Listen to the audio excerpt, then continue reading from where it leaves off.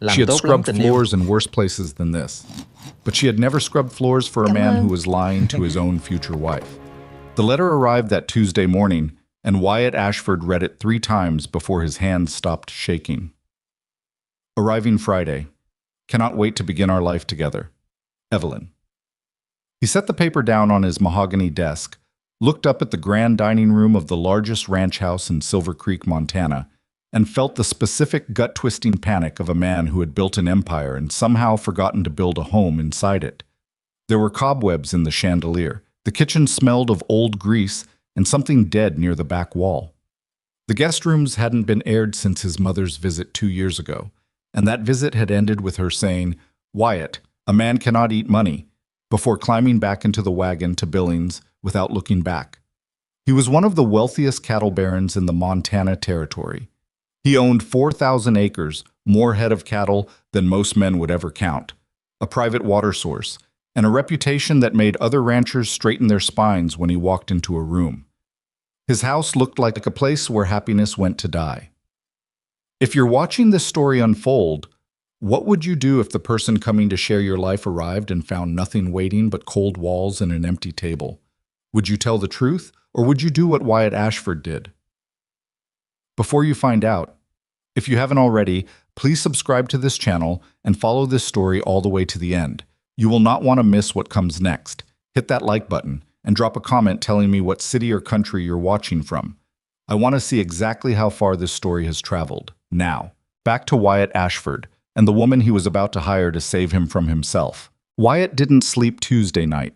He walked his house the way a general walks a battlefield the morning after a loss. Slowly, without expression, cataloging every failure. The dining table had a crack running along one end that someone had filled with candle wax and forgotten. 2 of the kitchen chairs were missing rungs. The curtains in the front parlor were so thick with dust that when he pulled one back, the afternoon light hit the room like an accusation. He stood in the middle of the parlor for a long moment. Then he put his hat on and rode to town. Silver Creek in 1876 was the kind of settlement that had just barely decided to become a real town.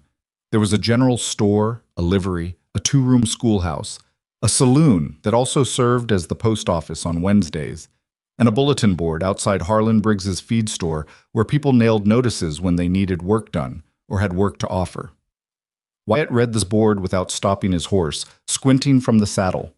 There were 3 notices, one for a missing mule, one advertising a tooth-pulling service from a man traveling through from Helena, and one written in a hand so clean and even it looked almost printed, that read, "Experienced cook and housekeeper. Honest work only. References available. Ask for R. Ellis at the Mackenzie boarding house." He didn't ask himself whether it was a man or a woman. He didn't particularly care. He rode to the boarding house, tied his horse, knocked, and waited. The woman who answered the door was not what he expected, though he wasn't sure afterward what he had expected.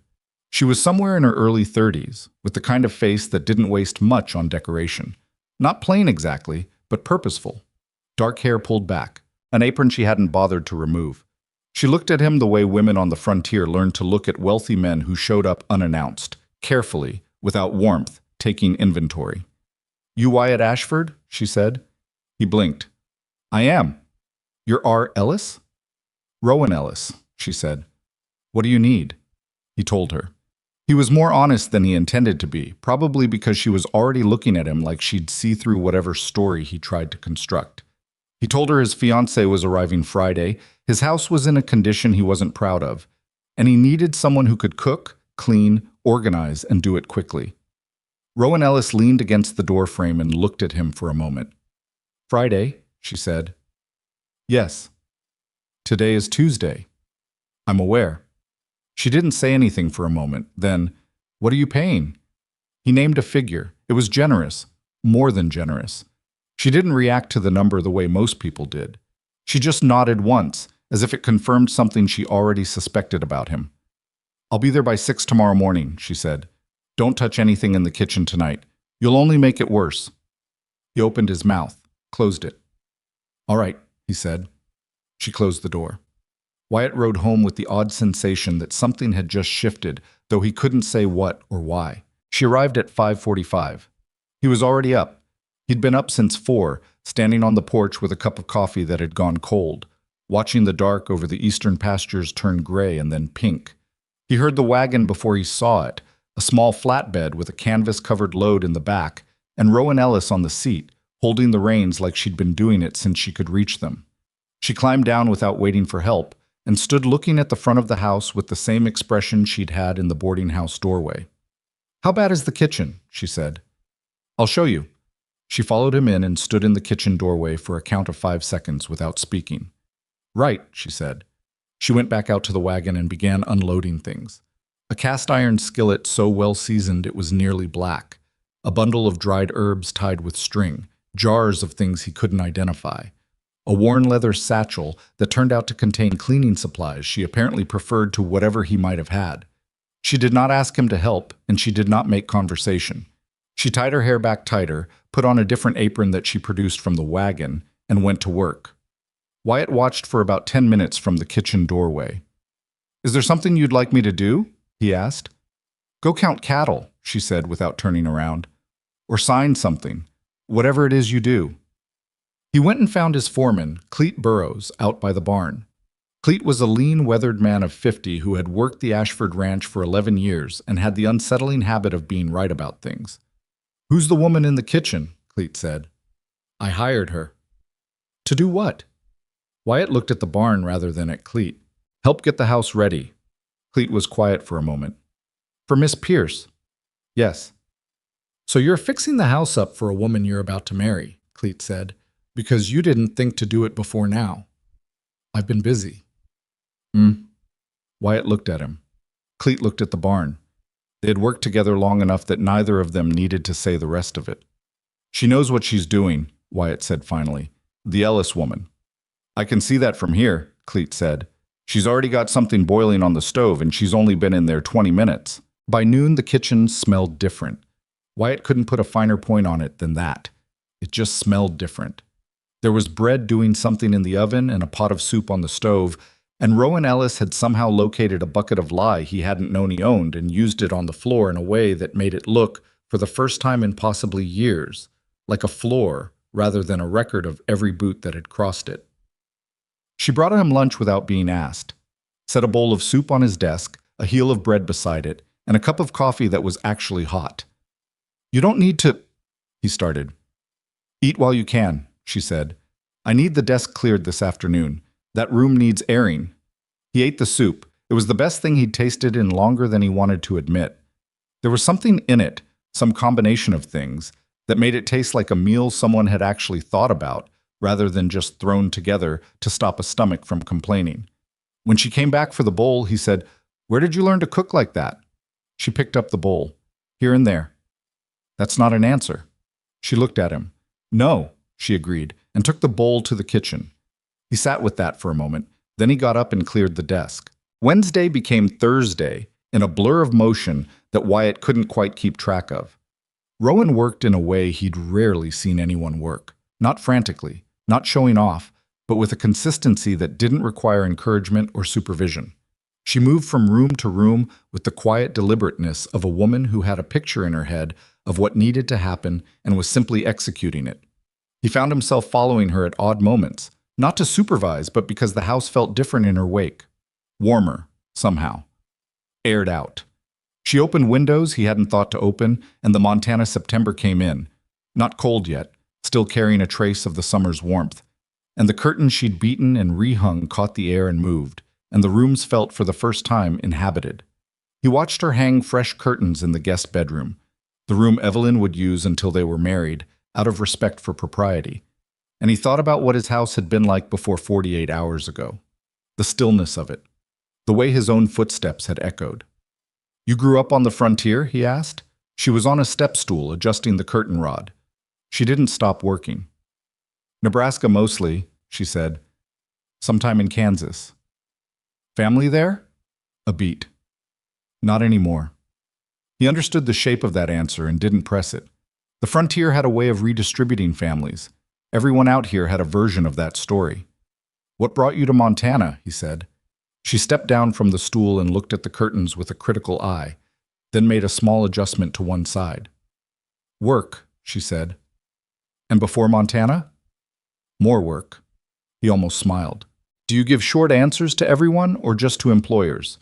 She finally turned to look at him, and there was something in her expression that wasn't quite amusement but was adjacent to it.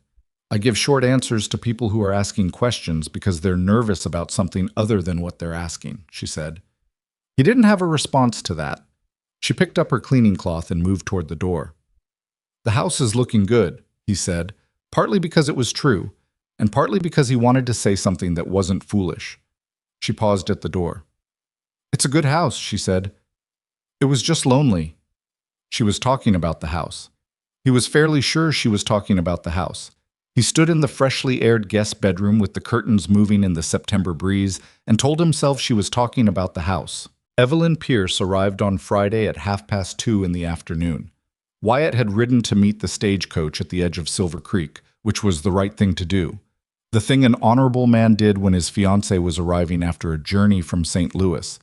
He stood with his hat in his hands and watched the coach come in and felt the compound weight of obligation and expectation and the particular discomfort of a man who knows he has made promises and intends to keep them. Evelyn was beautiful. He had known this. She stepped down from the coach with the assistance of the driver and stood in the dust of Silver Creek with the composure of a woman who had been well prepared for whatever she might find. And she smiled at him, genuinely, warmly, and said, "Wyatt, you look well." "Evelyn." He took her hand. "You've had a long journey." "Remarkably long," she said, with a lightness that he admired. "But I'm here." She was everything he'd told himself he wanted when he'd written to her family 2 years ago, when the loneliness of the grand ranch house had become something he couldn't simply outwork. She was educated, gracious, practical about frontier life in the theoretical way of someone who had read widely about it. She was 28 years old and had waited 2 years for this with a patience that said something about her character. He helped her into the waiting wagon and drove her to the ranch. She didn't speak much on the drive.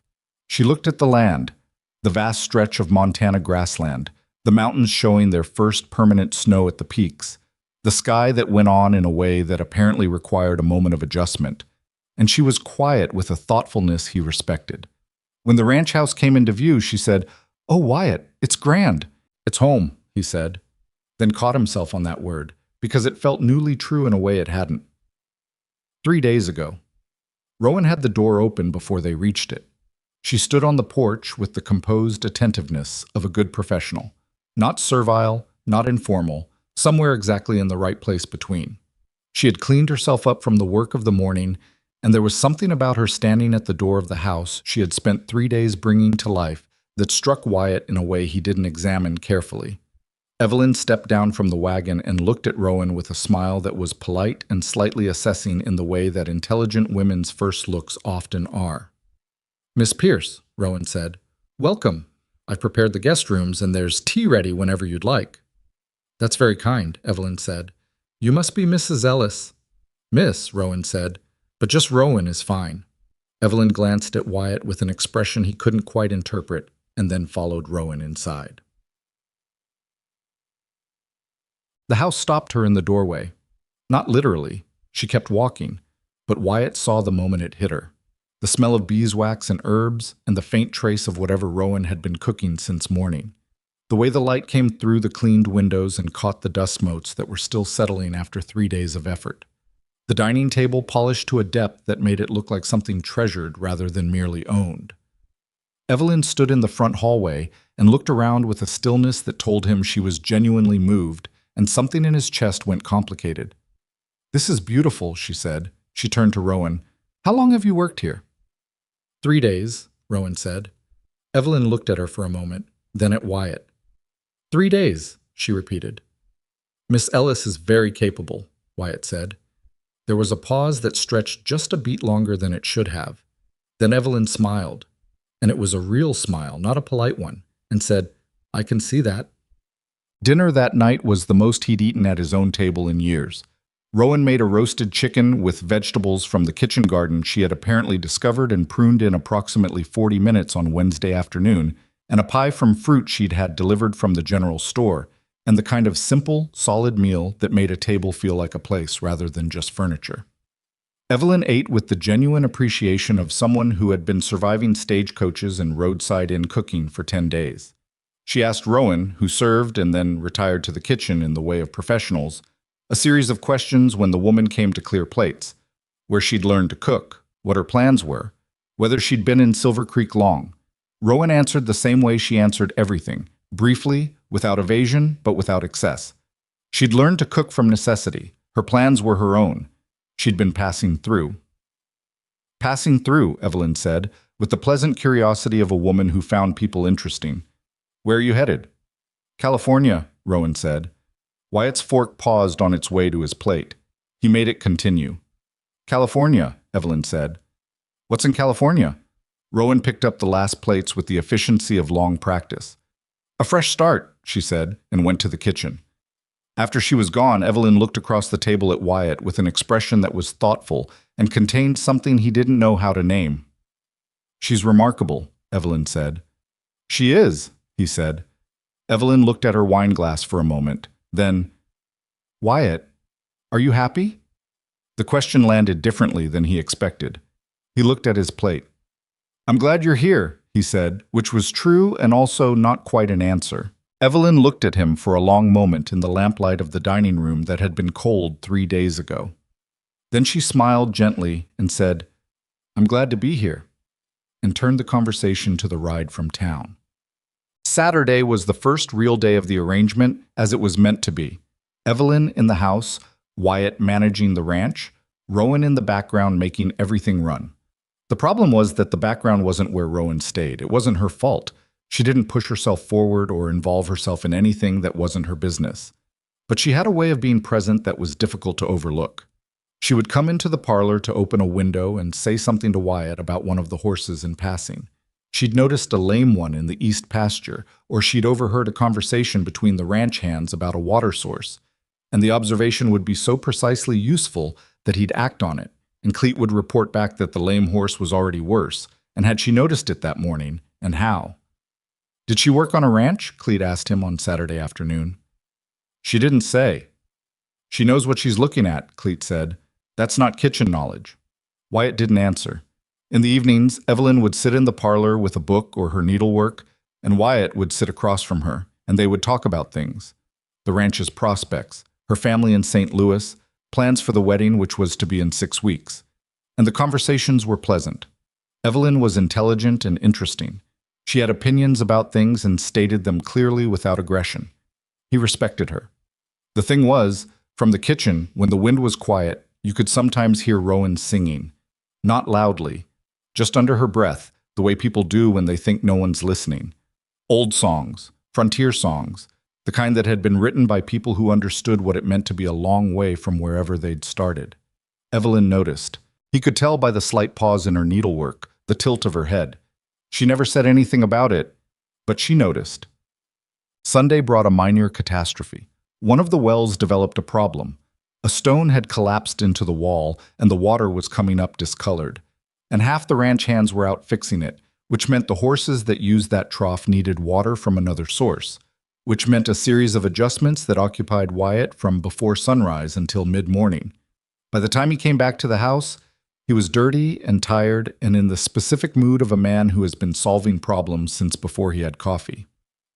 He came into the kitchen expecting, he didn't know what he expected. Silence, maybe.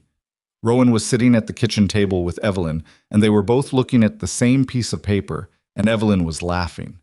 It was the first time he'd heard Evelyn really laugh since she'd arrived. Not the polite laughter of good company, but the genuine kind, sudden, caught off guard, a sound that had escaped before she could manage it. He stopped in the kitchen doorway. Rowan looked up at him with the measured expression she always wore.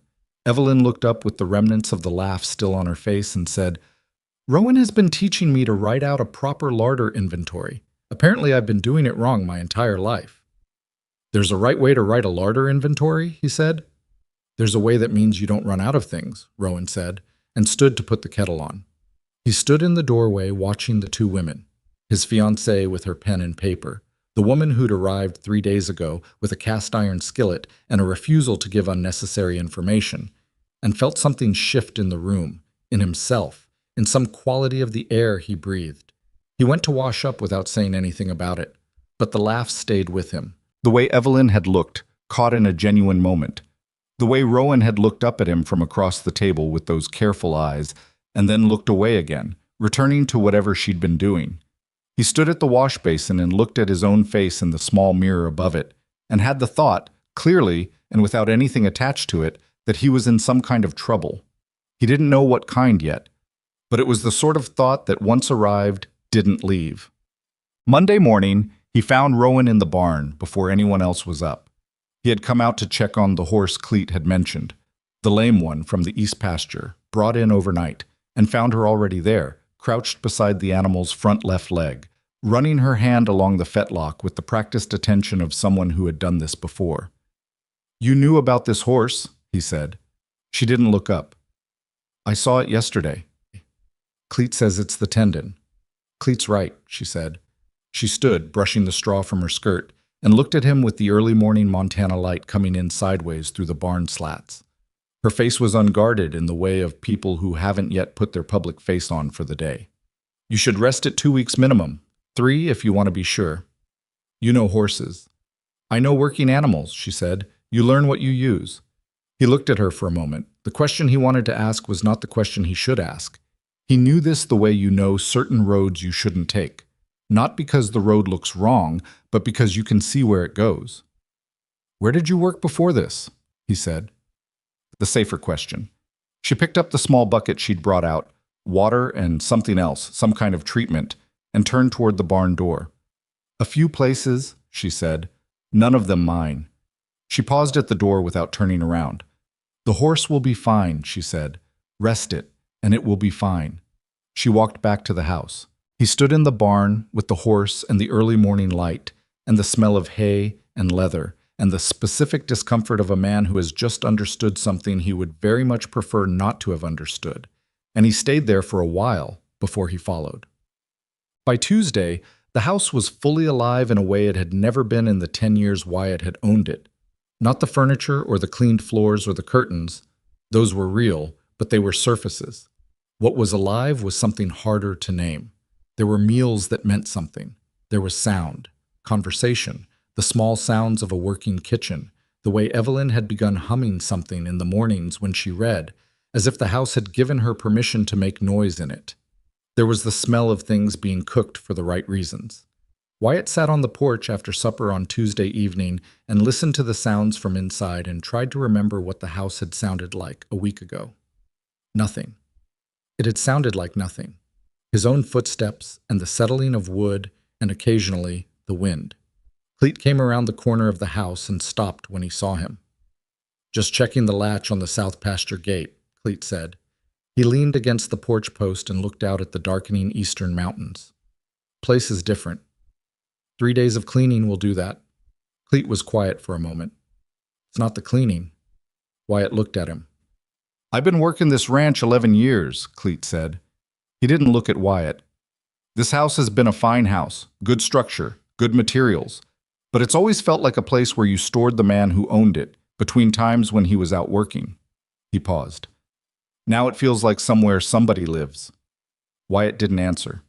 From inside, through the open window, he could hear Evelyn saying something, and then a short pause, and then Rowan's voice, low and steady, saying something back. "Miss Pierce is a fine woman," Cleet said. "Good quality." "Yes," Wyatt said. Another pause. Cleet pushed off the post and settled his hat. "Good night, Wyatt," he said, and walked off toward the bunkhouse. Wyatt sat on the porch for a long time after that, listening to the sounds his house was making, learning what it sounded like when it was alive. He had spent 10 years building something out here, land and cattle and reputation and the machinery of a successful enterprise. He had done it well. He had measured his life against other men's measures and found himself winning. He sat on the porch of his grand ranch house in the September evening and understood, with the clarity that comes at the end of a long confusion, that he had built everything a man was supposed to build and had somehow, in all of it, forgotten to account for this. The particular weight and warmth of a house that sounded like somewhere somebody lived. He didn't know what to do with the understanding, so he sat with it, the way you sit with things too large to immediately act on, until the lamps inside began to go out one by one, and the house grew quiet, and Montana spread out around him enormous and dark and indifferent, and he finally went inside to his own cold half of his grand and lonely mansion. He went inside, but he didn't sleep. That was the honest truth of it. Wyatt Ashford, who had slept through cattle drives and blizzards and the particular silence that follows a bad season, lay in his own bed in his own grand house and stared at the ceiling and listened to nothing, and the nothing felt louder than it used to.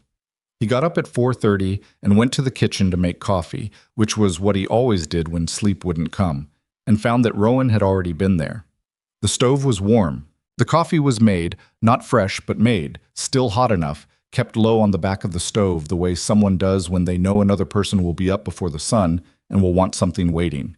He stood at the stove with the coffee cup in his hands and looked at that small evidence of consideration and felt it somewhere in his chest in a way he didn't have good language for. He drank his coffee standing at the kitchen window and watched the dark over the eastern pastures and told himself it was nothing. People made coffee. Housekeepers made coffee. That was what housekeepers did. He told himself this twice. It helped about as much as you'd expect. By 5, the sky had started its slow change from black to the deep blue that comes just before gray. And he could hear Rowan moving somewhere in the house, not in the kitchen, somewhere upstairs, the quiet sounds of someone going about work before the rest of the world had decided to start. He thought about calling up to her. He thought about going to find whatever needed doing and doing it. He refilled his coffee and went out to the porch instead.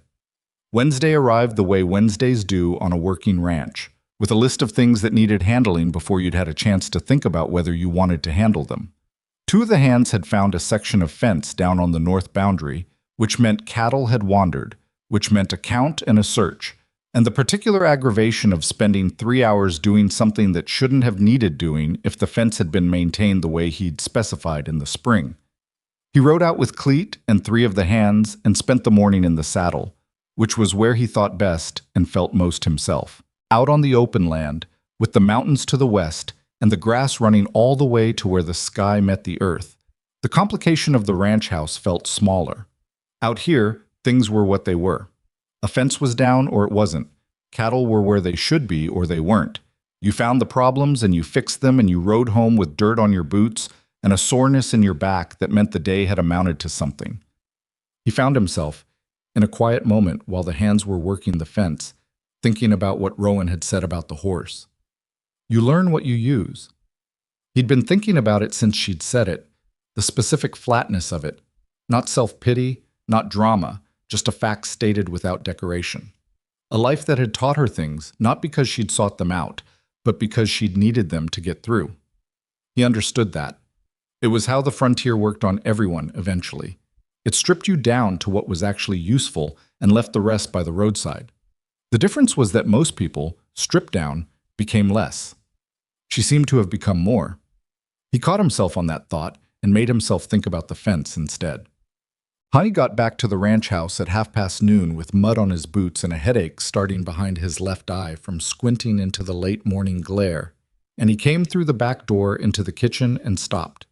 Evelyn was at the kitchen table, sleeves rolled to the elbows, with flour on her forearms and more flour on the front of her dress, and she was frowning at a bowl of dough with the expression of someone engaged in a negotiation they are not winning. Rowan was across the table from her, watching the dough with the contained patience of a woman who has seen worse. "It's too tight," Rowan said. "Feel the difference." "I can feel the difference," Evelyn said, with a determination he hadn't heard from her before. "I just don't know how to fix it. Water. A little at a time. Work it in before you add more." Evelyn added water. She worked it in. She looked at the dough. "That's better," Rowan said. Not enthusiastic, just accurate. Evelyn looked up and saw Wyatt in the doorway. She held up her flour-covered arms and said with a rueful smile, "I'm learning to make bread." "I can see that," he said. "I've made bread before," she said, slightly defensive. "In St. Louis. But apparently frontier bread has different requirements." "Everything out here has different requirements," he said. Rowan was already turning back to something on the stove, and for a moment the kitchen was full of ordinary domestic motion. Evelyn pressing her palms into the dough, Rowan adjusting something in a pot, the stove putting out heat, the smell of whatever had been cooking since morning rising into the air. And Wyatt stood in the doorway of his own kitchen and felt, with a force that surprised him, that this was what his house was supposed to have been all along. Not the grand dining room with its polished mahogany, not the front parlor with its imported curtains. This small, warm, imperfect moment where people were actually living. He realized he'd been standing in the doorway too long. "I'll go wash up," he said, and left before either of them could answer. Thursday brought the first real friction. It wasn't dramatic. It didn't arrive with raised voices or slammed doors. It came in the quiet, particular way that real frictions do. In a pause, in a look, in the space between what was said and what wasn't. Evelyn had been in the house 4 days. She had been, in every measurable sense, exactly what she appeared to be: gracious, patient, adaptable in ways that surprised him. She hadn't complained about the isolation. She hadn't made demands about the wedding timeline. She had let Rowan run the household without interference, and had inserted herself carefully, learning rather than managing, which spoke well of her. But Thursday evening, after supper, when Rowan had gone to the kitchen to clean up, Evelyn sat across from Wyatt in the parlor with her needlework in her lap and didn't pick it up. "Tell me something," she said. He looked up from the ledger he'd been half reading. "How long has she been planning to leave for California?" Evelyn said. He set the ledger down. "She mentioned it at dinner her first night here." Evelyn nodded, looking at the needlework rather than him. "And when she leaves, what's the plan? Do you hire someone else?" "I imagine so," he said. Evelyn was quiet for a moment. Then, "She doesn't seem like someone who plans to stay anywhere long." "No," he said. "She doesn't." "Does that bother you?" The question sat between them. He kept his face arranged in the way of a man who is thinking carefully, rather than avoiding. "The house has been well managed," he said. "When she goes, we'll need someone capable." Evelyn looked at him, not with accusation, something more careful than that. "That's not what I asked," she said gently. He looked at the ledger. "Evelyn, I'm not making a scene," she said quickly, and she wasn't. Her voice was level, her hand still in her lap. "I'm asking because I think honesty is better than the other option, and I'd rather know where I am." The fire crackled.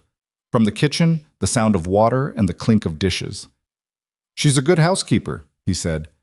It was the truest thing he could say that wasn't the truest thing. Evelyn looked at him for another moment. Then she picked up her needlework and began stitching with the precise, controlled movements of a woman who has decided to let something go for now.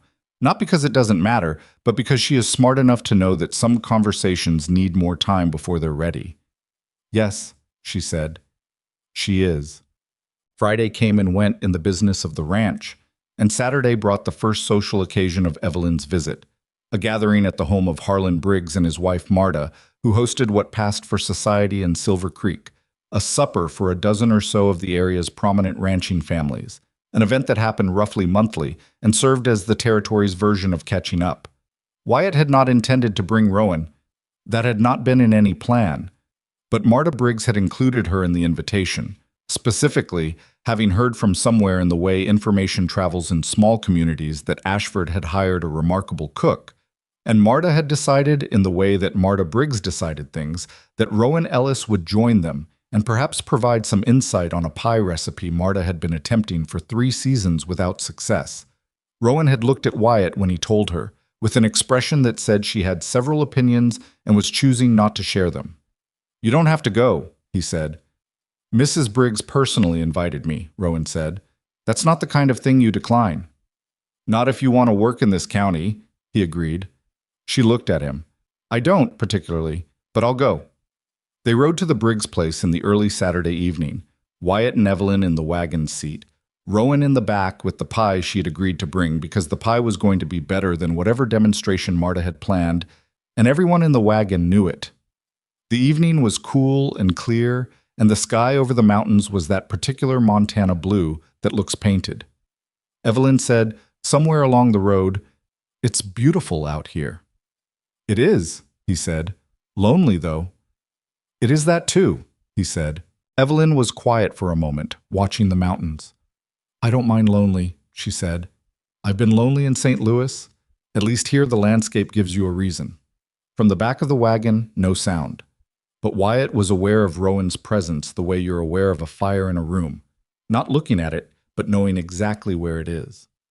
The Briggs supper was exactly what these things always were, and also slightly different, because Rowan Ellis walked into Marta Briggs's parlor and within 40 minutes had quietly become the most interesting person in the room without appearing to try. It wasn't her looks, though she was put together well enough for the occasion.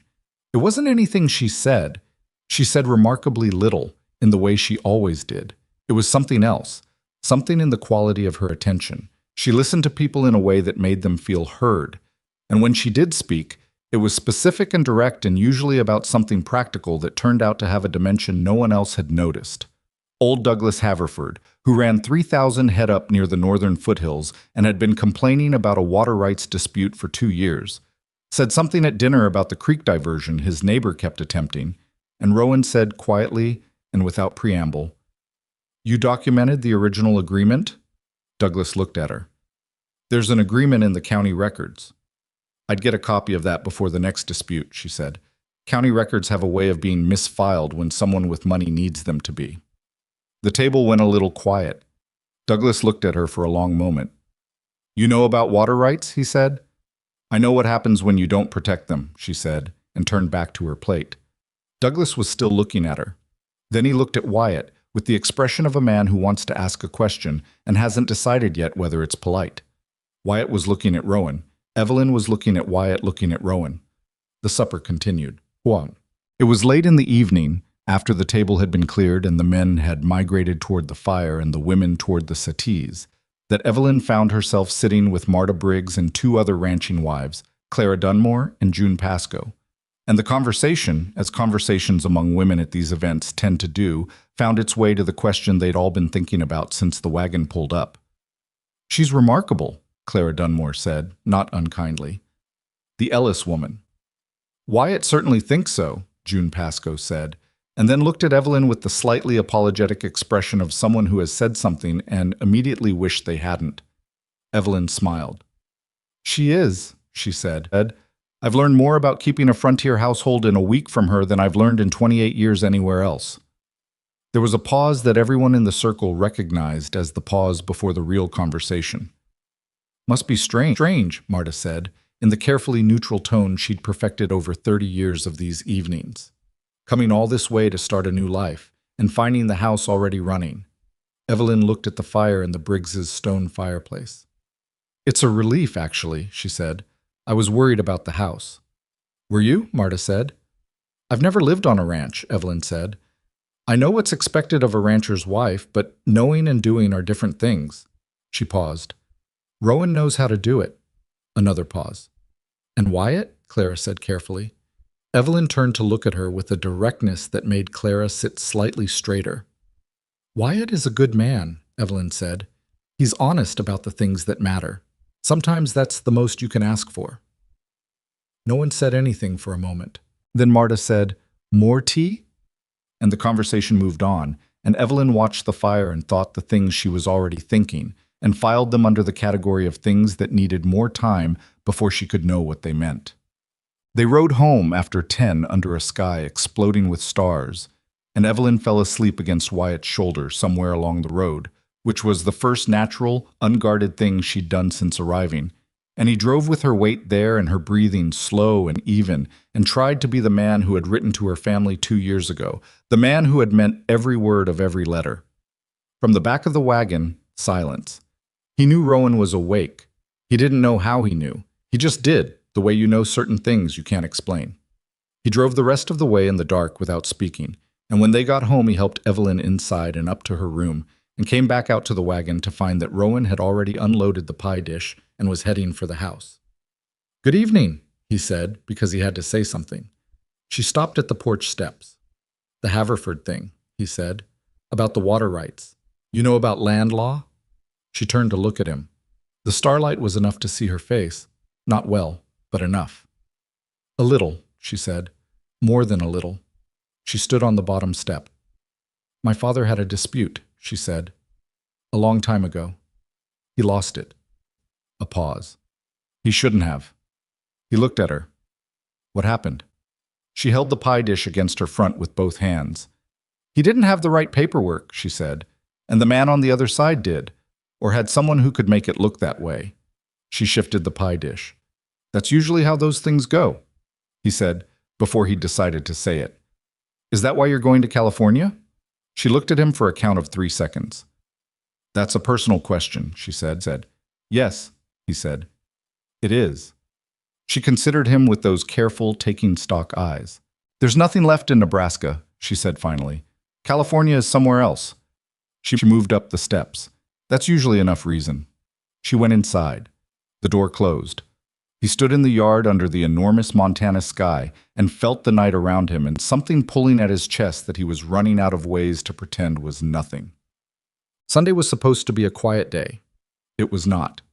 One of the ranch hands, a young man named Derry, 19 years old and impulsive in the way of 19-year-olds, had gotten into some kind of altercation at the saloon on Saturday night and come back to the bunkhouse with a cut above his eye and something wrong with his left hand that he was holding at an angle that Wyatt didn't like when he saw it Sunday morning. Cleet brought Derry to the house. There was a doctor in Silver Creek, but he was 20 minutes away and the boy's hand was worrying Wyatt more by the minute. Rowan came through the kitchen and took one look at Derry's hand and said, "Sit him at the table." Wyatt looked at her. "You know about—" "I know it needs to be looked at before it swells further," she said. "Sit him down." She washed her hands and got the kit she apparently carried, small, leather, worn, and examined Derry's hand with a clinical attention that made the boy go quiet and still despite himself. She asked him flat questions. He answered them. She pressed 2 specific places on his hand and watched his face when she did. "Nothing broken," she said. "You'll be sore a week. Keep it elevated today." Derry exhaled. "How do you know?" "Because I've seen broken, and this isn't it," she said, winding a clean cloth around the hand to support it. "You're lucky." "Yes, ma'am," Derry said, with the chastened tone of someone who has been handled by an expert. After Cleet took him back to the bunkhouse, Wyatt stood in the kitchen and looked at Rowan putting her kit away and said, "Where did you learn field medicine?" She didn't look up. "Kansas," she said. "Kansas." "There was a lot of it needed in Kansas," she said, and closed the kit. He sat down at the kitchen table. This was not a thing he normally did, sit in the kitchen in the middle of the day. It didn't feel strange, though. "How old are you?" he said. She looked at him then. "Why?" "Because you know land law and field medicine and how to read a lame horse and how to make a house feel like somewhere people live," he said. "And you're passing through." She put the kit on the shelf where it lived. 32, she said. "And people with skills don't always have somewhere to put them." "They could," he said. She looked at him. He looked at the table. "I need to start the midday meal," she said, and he got up and left the kitchen because that was the right thing to do, and he did it, and it didn't help at all. The following week settled into a rhythm that was comfortable in the way that some uncomfortable things become. Not resolved, just habituated to. Wyatt worked the ranch. Evelyn moved carefully through the process of learning the life she'd agreed to. Rowan kept the house running with the same quiet efficiency that had characterized everything she did, and the 3 of them ate meals together and talked about reasonable things and managed, collectively, to not say the things that were accumulating in the silences between the reasonable things. Evelyn began writing in the mornings. Not well, she said so herself, without false modesty, but with the determination of a woman who had decided that if the frontier required certain skills, she would acquire them. Wyatt went with her twice, writing at a pace that accommodated her learning, and they talked the way people do when they are side by side and facing the same direction, more easily than face to face. She asked him about the land. He told her. She asked good questions. She always asked good questions. "Do you love it?" she asked him one morning, about the land, about the ranch. "Yes," he said, because that was true without complication. "I can see why," she said, and she meant it. She was looking at the mountains, at the vast roll of the territory, and there was something genuine in her face, not the performed appreciation of someone trying to feel what they thought they should feel, but actual recognition of the thing itself. "You might come to love it too," he said. She was quiet for a moment. "I might," she said. "I think the land would have to decide to let me, though."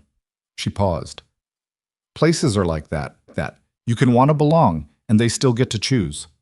He thought about that for the rest of the morning. He thought about Rowan, who had walked into his house and the house had chosen her immediately, the way certain things slot into place before you've had time to plan for them. He thought about Evelyn, who was working hard to belong and deserved to, and about the fact that belonging couldn't be worked for. It just was, or it wasn't. And that was a terrible piece of information to have when a woman who deserved better was riding beside you and asking good questions. It was a Tuesday afternoon in the second week of October when Rowan burned the bread. This sounds small. It was small. She had it out of the oven before it was beyond saving, cut away the bottom crust, and there was enough of the loaf remaining for supper. The house smelled like scorched flour for an hour, and then it didn't. That was all. But Wyatt came in from the south pasture and smelled it, and found her in the kitchen with the damaged loaf on the counter and an expression on her face that he'd never seen before. Not distress exactly.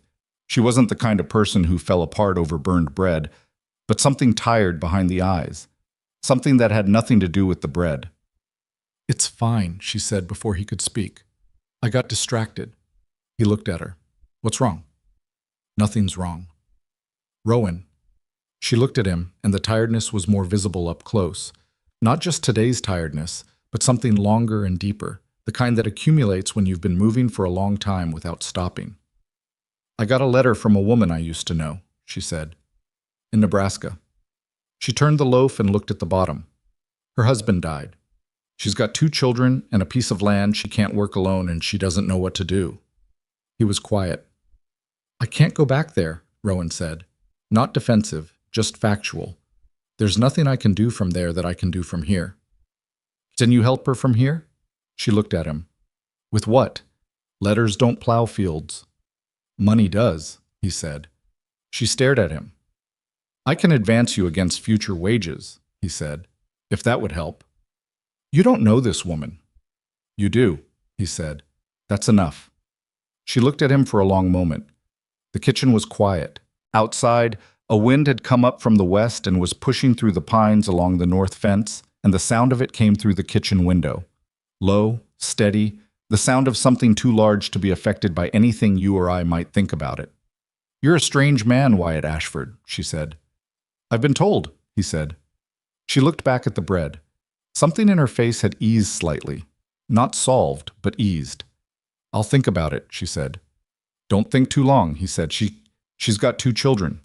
He left the kitchen before she could answer, and went upstairs to his study, and sat at his desk with nothing in front of him, and understood, with the precision of a man who has run out of ways to pretend otherwise, that he was in love with Rowan Ellis. He understood it the way you understand something you've known for a while but kept in a drawer because taking it out would mean dealing with it. He took it out now, turned it over, looked at it clearly. He was in love with a woman who was passing through his life on her way to California. He was engaged to a woman who deserved better than a man in love with someone else. He had built everything a person was supposed to build and had managed, in the process, to arrive here. At this desk, in this house that had finally come alive, with this particular and inconvenient clarity. He sat with it for a while. He didn't decide anything. Some things don't get decided the moment you understand them. They just have to be carried for a time while the rest of the situation catches up. He went down to supper. He sat across from Evelyn. Rowan served and ate with them now, at his insistence. He told her the first week that he didn't run that kind of house. And the 3 of them ate the slightly scorched but still good bread, and talked about the weather coming in from the west and the state of the east fence and the gathering. Marta Briggs was already planning for November, and everything was ordinary and everything was not. Evelyn caught his eye once over the supper table, and what she had in her eyes was not anger and not accusation and not hurt, exactly. It was something sadder and clearer than any of those things. Something that said, quietly and without drama, "I know where we are." He held her look for a moment. Then he looked down at his plate. The wind outside had gotten stronger.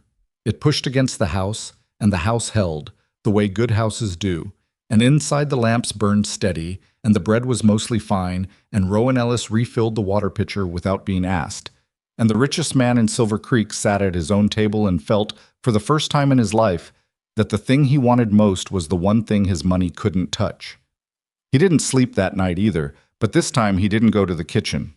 He lay in his bed and listened to the wind work itself against the house, and thought about the 2 women sleeping in rooms down the hall.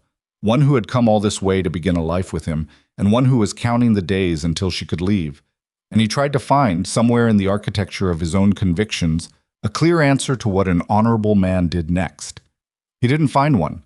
He found several answers, none of them clean, all of them costing something. By morning, the wind had died and a hard frost had come in behind it, the first real frost of the season, and the ranch woke to a world gone white at the edges. The grass, the fence rails, the roof of the barn, all rimmed with the particular silver that meant winter was no longer a distant intention, but an approaching fact. Wyatt stood on the porch with his coffee and watched his breath, and thought that the territory had a way of making certain things clear by making everything else cold and still. He had 3 weeks until the wedding date they'd agreed on. 3 weeks was not a long time, it was long enough. He went to find Cleet before breakfast and told him about the frost and the need to move the younger cattle to the south pasture where the windbreak was better. And Cleet listened and said yes, and then, because Cleet was Cleet, said nothing else but looked at him for a moment with the eyes of a man who has been watching another man avoid something and has decided not to press it, yet. The days that followed had a quality Wyatt couldn't name precisely. Not tense, not peaceful, something between the two. Like the air before a storm, when the sky is still clear. But something in the pressure has changed, and every animal on the property knows it before any person does. Evelyn continued her morning rides. She was getting better, her seat more secure, her hands lighter on the reins, and she had stopped apologizing for her mistakes, which was its own kind of progress. On Thursday, she rode out alone for the first time, just to the east fence and back, and came home with color in her face and a satisfaction about her that was good to see. "I did it," she said when she came into the kitchen. Rowan was at the stove. She looked at Evelyn and said, "I saw you from the window. Your left heel was dropping." Evelyn laughed, that genuine laugh, the one that got away from her. "Good morning to you too, Rowan." "Your left heel was dropping," Rowan said again, but there was something in her voice that was almost warm. "Fix it before it becomes a habit." "Yes, ma'am," Evelyn said, and poured herself coffee, and sat at the kitchen table with the ease of someone who had stopped being a guest in the house and started being something harder to categorize. Wyatt watched from the doorway. He was getting a lot of information from doorways lately, standing at the edges of rooms, watching the life his house contained, trying to understand his own position in it. He went to his study and spent the morning on the account ledgers, which required his attention and did not require him to feel anything, which was a relief. The town gathering was Marta Briggs's doing, as most social events in Silver Creek were. She had organized it with the particular efficiency of a woman who understood that frontier communities needed occasions, that people spread across thousands of acres of territory needed reasons to come together and remember they weren't alone, and that if nobody organized these occasions, they simply didn't happen. It was on a Saturday, the 3rd week of October. Not a supper this time, but a daytime affair.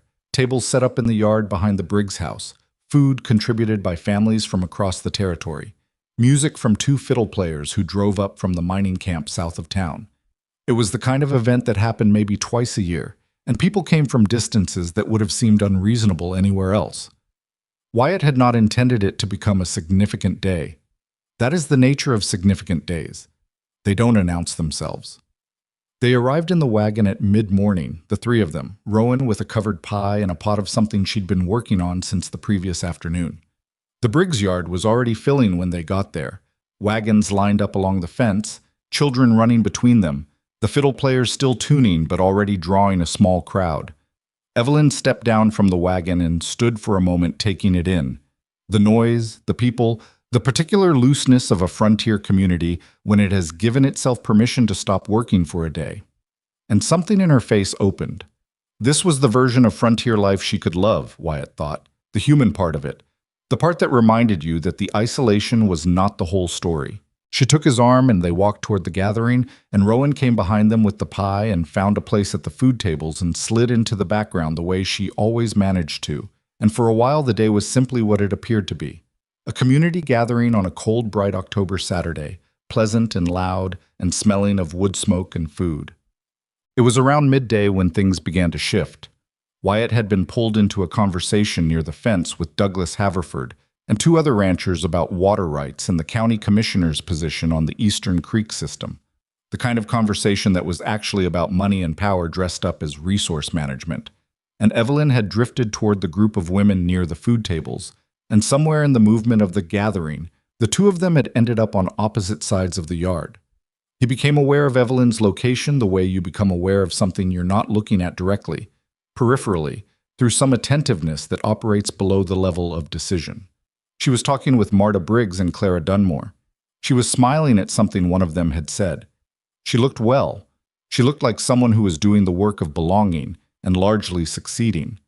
And then he became aware of Rowan, who was standing at the far end of the food table talking to a man he didn't immediately recognize, tall, well-dressed by frontier standards, with the look of a man who had come from somewhere with money and hadn't entirely left it behind. The man was leaning toward Rowan with the posture of someone very interested in what she was saying. Rowan was listening more than talking, which was usual, but she wasn't deflecting the way she normally deflected attention.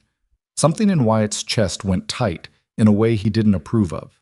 He excused himself from the conversation at the fence and moved toward the food table, and then stopped himself because what exactly was he doing, and why, and to what end?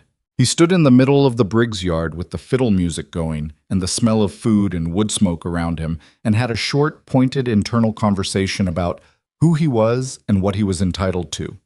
He was not entitled to anything. He was an engaged man. Whatever he had understood about himself. Tuesday evening at his desk was his problem to manage, not his prerogative to act on. He turned and went back toward the fence and the conversation about water rights. He did not look at the food table again for 20 minutes.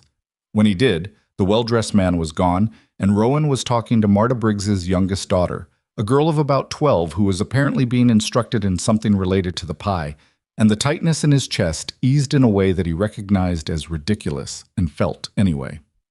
It was Evelyn who found him standing at the fence alone in the early afternoon, after the food had been eaten, and the fiddle players had started up again, and people had rearranged themselves in the loose configurations of a gathering that has moved past eating into simply being. She stood beside him and looked out at the mountains, the same direction he was looking. "Who was that man?" he said, before he meant to. Evelyn glanced at him. "Which man?" "The one talking to Rowan earlier, near the food table." A pause. "His name is Gerald Holt," she said. "He's passing through. He mentioned it to Marta. Something about land in the valley." Another pause. "He seemed interested in Rowan." "He did," Wyatt said. Evelyn looked at him steadily. He made himself look back at her. "Wyatt," she said. "Evelyn—" "Let me say it," she said quietly, not sharp, not emotional, just direct, the way she'd been when she asked him about Rowan the week before. "I've been watching for 2 weeks. I've been watching you watch her, and I've been watching myself watch you watch her, which is its own kind of education." He didn't say anything. The fiddle had started up something fast, and the children were chasing each other around the tables, and the whole scene in front of them was bright and ordinary and contained nothing of what was actually happening at the fence. "I'm not angry," Evelyn said. "I want you to understand that. I'm not performing something. I'm genuinely not angry." She paused. "I'm sad, maybe. But sad is honest." "Evelyn." His voice came out lower than he intended. "I made a promise to you." "You did," she said. "And you meant it when you made it." "I believe that." She turned to look at the gathering rather than at him. The problem with promises is that you have to keep making them, every day. The initial making of it is just the beginning. He looked at the mountains. Montana in October, the first permanent snow on the peaks, the sky the color of cold water. "What are you saying?" he said. "I'm saying," Evelyn said carefully, "that I came out here because I wanted a life that meant something, a real partnership, not just the arrangement of one." She folded her hands in front of her. "And I'm saying that a partnership built on someone's sense of duty rather than their actual heart is a lonelier arrangement than no arrangement at all. I have a sense of duty because I'm a man of my word." "I know," she said. "That's one of the things I respected about you in your letters." She paused. "But there's a difference between a man who keeps his word because he's honorable and a man who keeps his word because it's easier than facing what's actually true." He turned to look at her then. She was watching the gathering with her hands folded, composed in the way she was always composed, not because she felt nothing, but because she had decided what to do with what she felt. "That man is not the man I want," she said. Even if he shows up in a grand ranch house in Montana. He didn't have an answer for that. I haven't made a decision, she said. I'm not telling you what to do. I'm telling you what I see. She finally looked at him. Her eyes were clear and steady and not cruel. I think you should look at what you see. She walked back toward the gathering, toward Marta Briggs and the warmth of it, and he stood at the fence in the cold October air and looked at what he saw. Rowan was helping pack up the remaining food when Evelyn came to stand beside her. This was something Wyatt observed from across the yard, the two women side by side at the table, and he had no way of hearing what was said. He would learn some of it later, in pieces, the way you learn things that happened without you. Not the whole of it, but enough. What Evelyn said, according to what Rowan told him weeks later in a different context, was this: "You're leaving for California." And Rowan had said, "That's the plan." And Evelyn had said, "When?" "End of the month," Rowan said. "When the weather's still workable." A pause. Then Evelyn said, "Is that what you want? Or is that what you've decided to want?" Rowan had looked at her, and Evelyn had looked back, and neither of them was performing anything. Two women at a food table in October, with the fiddle going behind them and the mountains in front. "I don't know," Rowan said, which was more than she'd told anyone. Evelyn nodded, as if this confirmed something she'd suspected. "I think you should figure that out," Evelyn said, "before the end of the month." Then she picked up a serving dish and walked it to the wagon and didn't say anything else about it. They rode home in the late afternoon, the three of them in the wagon again, and this time nobody spoke much. Not in a hostile way. The silence wasn't hostile.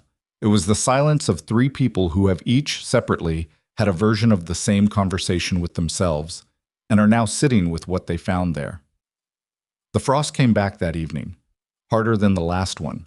Wyatt stood on the porch after supper and watched the stars come out over a sky gone iron clear, the way it goes when the temperature drops past a certain point, and he stayed there long enough that the cold got into his coat.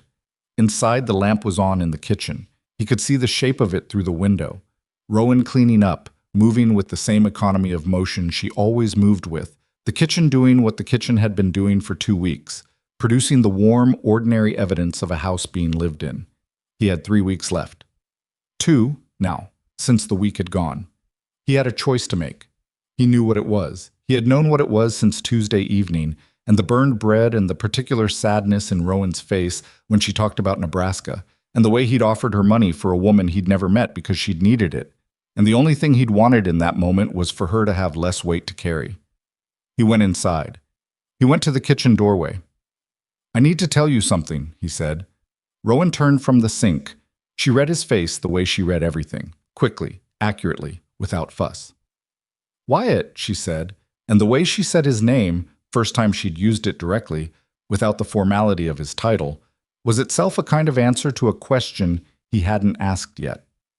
"I know you're planning to leave," he said. "I know California is what you've decided. I'm not asking you to change that." He stopped. He was doing this wrong. He could feel it. He had spent years being good at knowing what to say in negotiations, in business, in the management of men and land and money, and all of that was useless here. "What I'm asking," he said, "is whether you'd consider staying long enough to know if there's a reason to." Rowan looked at him. The kitchen was quiet. Outside, the frost was working on the world. "There is Evelyn," she said. "There is Evelyn," he said. "And I am not going to pretend that isn't real, because it is. But Evelyn is a person of uncommon honesty, and she said something to me today that I think you should know." He paused. "She said a partnership built on duty rather than genuine feeling is lonelier than no partnership at all." Rowan was very still. "She's not wrong," Rowan said quietly. "No," he said. "She isn't." A long moment. The lamp on the kitchen shelf threw a warm, unsteady light across the space between them. "I can't make a promise," Rowan said. "I don't make promises I don't know I can keep." "I know," he said. "I'm not asking for one." "Then what are you asking?"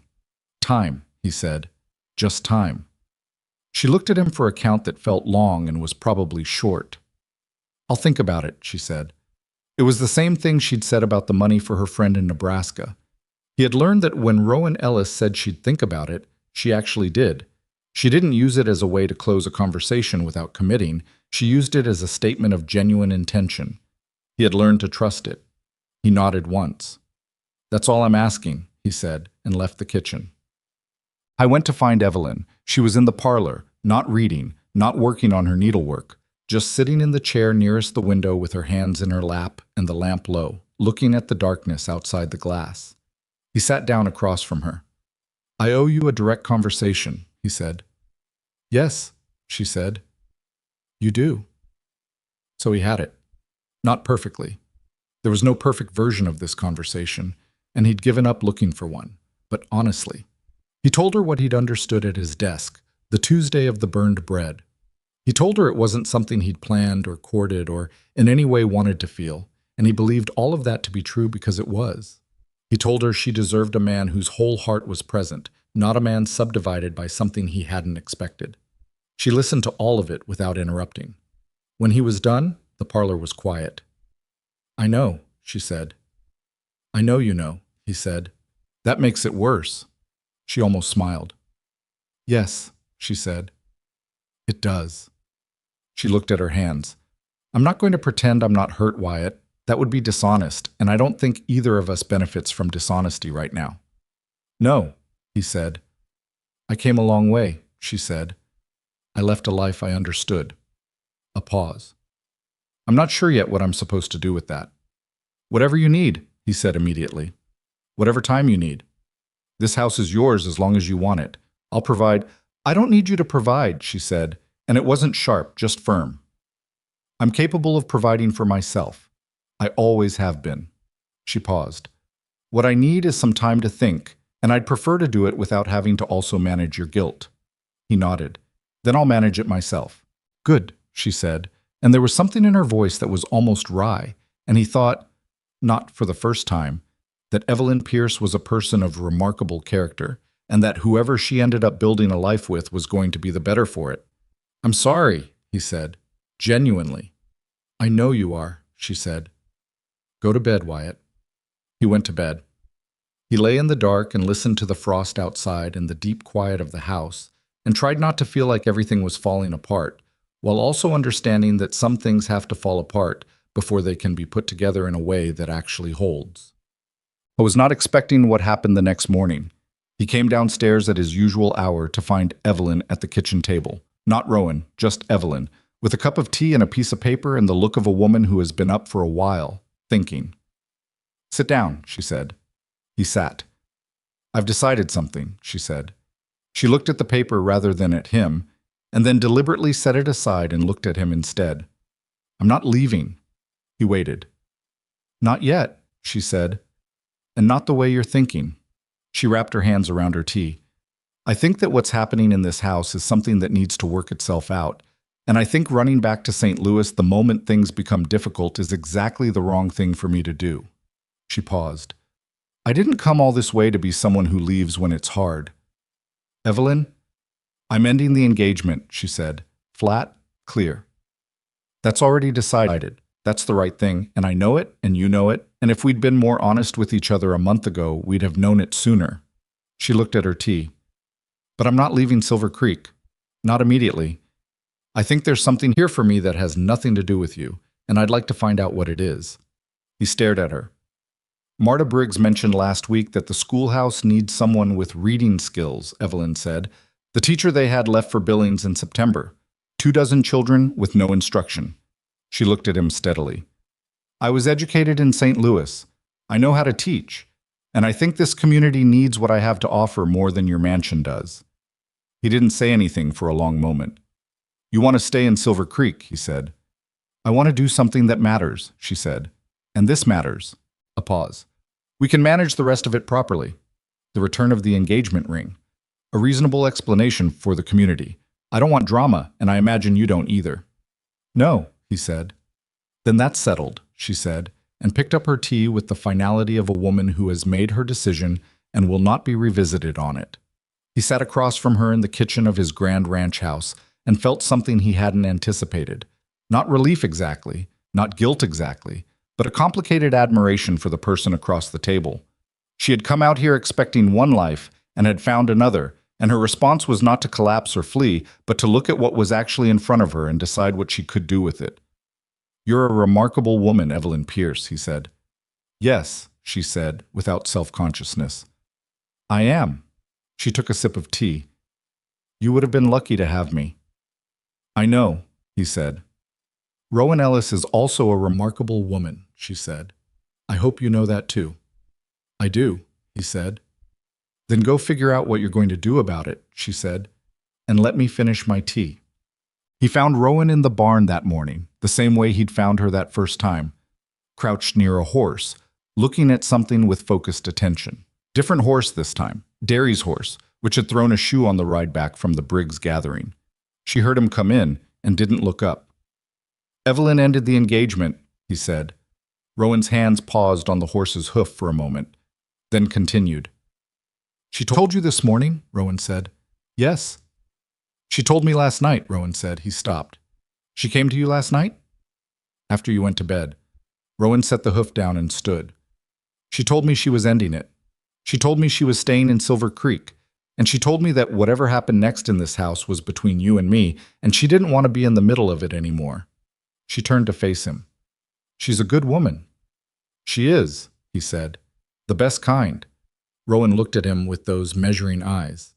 "Wyatt," she said, and she used his name again, the way she had last night, directly, without the distance of formality. "I want to tell you something." "All right," he said. "I have spent 4 years," she said, "going from place to place. Not because I wanted to, because I didn't know how to stop." She paused. "After Nebraska, after what happened there, I didn't know how to be somewhere that felt like it might matter, because everything that mattered got taken." She looked at the barn door, the morning light coming in sideways. California was a direction. It wasn't a destination. It was a way to keep moving so I didn't have to sit still and feel how tired I was. He waited.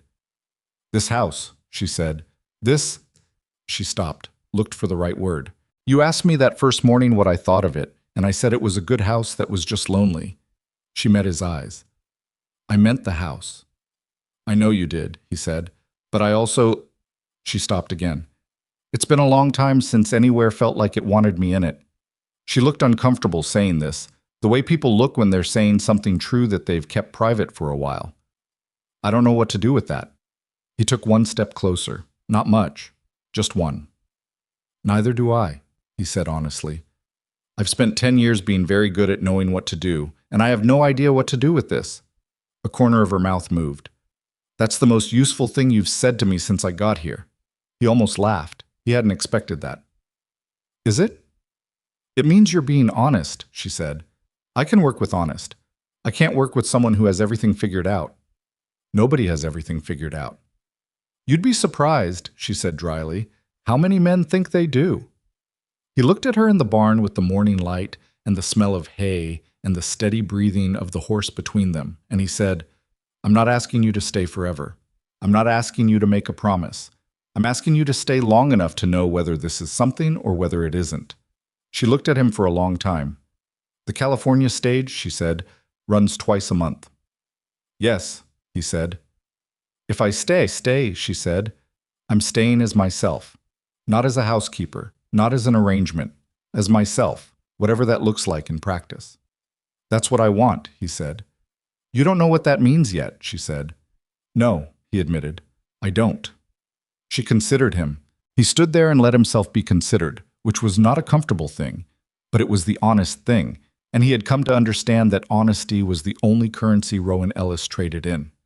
"All right," she said finally. "I'll stay." The barn was quiet. The horse shifted its weight. The October light came through the slats and lay in pale bars across the straw floor. "Thank you," he said. "Don't thank me," she said. "I'm not doing you a favor. I'm doing myself one." She picked up the brush she'd set down when he came in. "Now go tell your foreman about this horse's shoe. I found a crack in the wall on the near side that's going to be a problem if it's not addressed." He stood for a moment. Then he went to find Cleet, as instructed, and told him about the horse's shoe, and said nothing else. And Cleet looked at him once, and then at the barn, and said, "Right," in the tone of a man who had been watching things arrange themselves for 2 weeks, and was not particularly surprised by where they'd landed. The day Evelyn Pierce moved to the boarding house in Silver Creek was a gray Wednesday in late October, with the smell of coming snow in the air and a stillness over the territory that meant the season was finally changing. She packed her things with efficiency. She didn't own much that was suited to the frontier, and she'd already arranged with Marta Briggs to borrow what she needed for the schoolroom. Wyatt carried the trunk to the wagon. Rowan stood at the door of the house she'd spent 3 weeks making livable. Evelyn paused on the porch steps and looked at Rowan. The bread was still good, she said, even burned. Rowan's mouth curved, not quite a smile, but the thing it turns into before a smile. The bottom crust was a loss, she said. The rest was fine, Evelyn said firmly. Then, take care of this house, Rowan. It waited a long time to feel like somewhere people live. Rowan looked at her steadily. I know, she said. I will. Evelyn nodded once, the nod of a woman who has said what she came to say and doesn't need to elaborate. She climbed into the wagon beside Wyatt, and he drove her to Silver Creek, and the drive was quiet but not painful. Two people who had navigated something difficult and come out the other side without losing respect for each other, which is rarer than most people acknowledge. At the boarding house, she stepped down from the wagon, and he handed down the trunk, and she looked at him with her clear, steady eyes. Be good to her, she said. Not careful with her, good to her. There's a difference.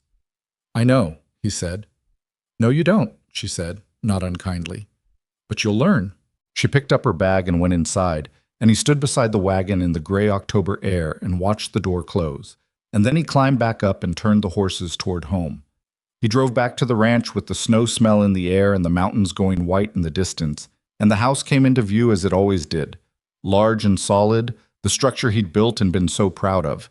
And he saw, at the kitchen window, a shape that was Rowan. She was not watching for him. She was doing something at the counter, turned sideways, and she had no idea he could see her. She was just there, in the window, in the house, in the ordinary motion of keeping things going. He sat in the wagon for a moment after stopping the horses, looking at that window. Then he unhitched the horses and put them up and went inside to whatever came next. What came next was November. It arrived the way Montana Novembers do. Not gradually, not with any courtesy of warning, but all at once, a hard shift in the world's temperature that made everything before it seem like it had been operating under a different set of rules. The first real snow came on a Tuesday, 3 days after Wyatt drove Evelyn to the boarding house, and by Wednesday morning the ranch was under 6 inches of it, and the hands were already out breaking ice on the water troughs before sunrise. Wyatt had been through 11 Montana winters. He knew what they required.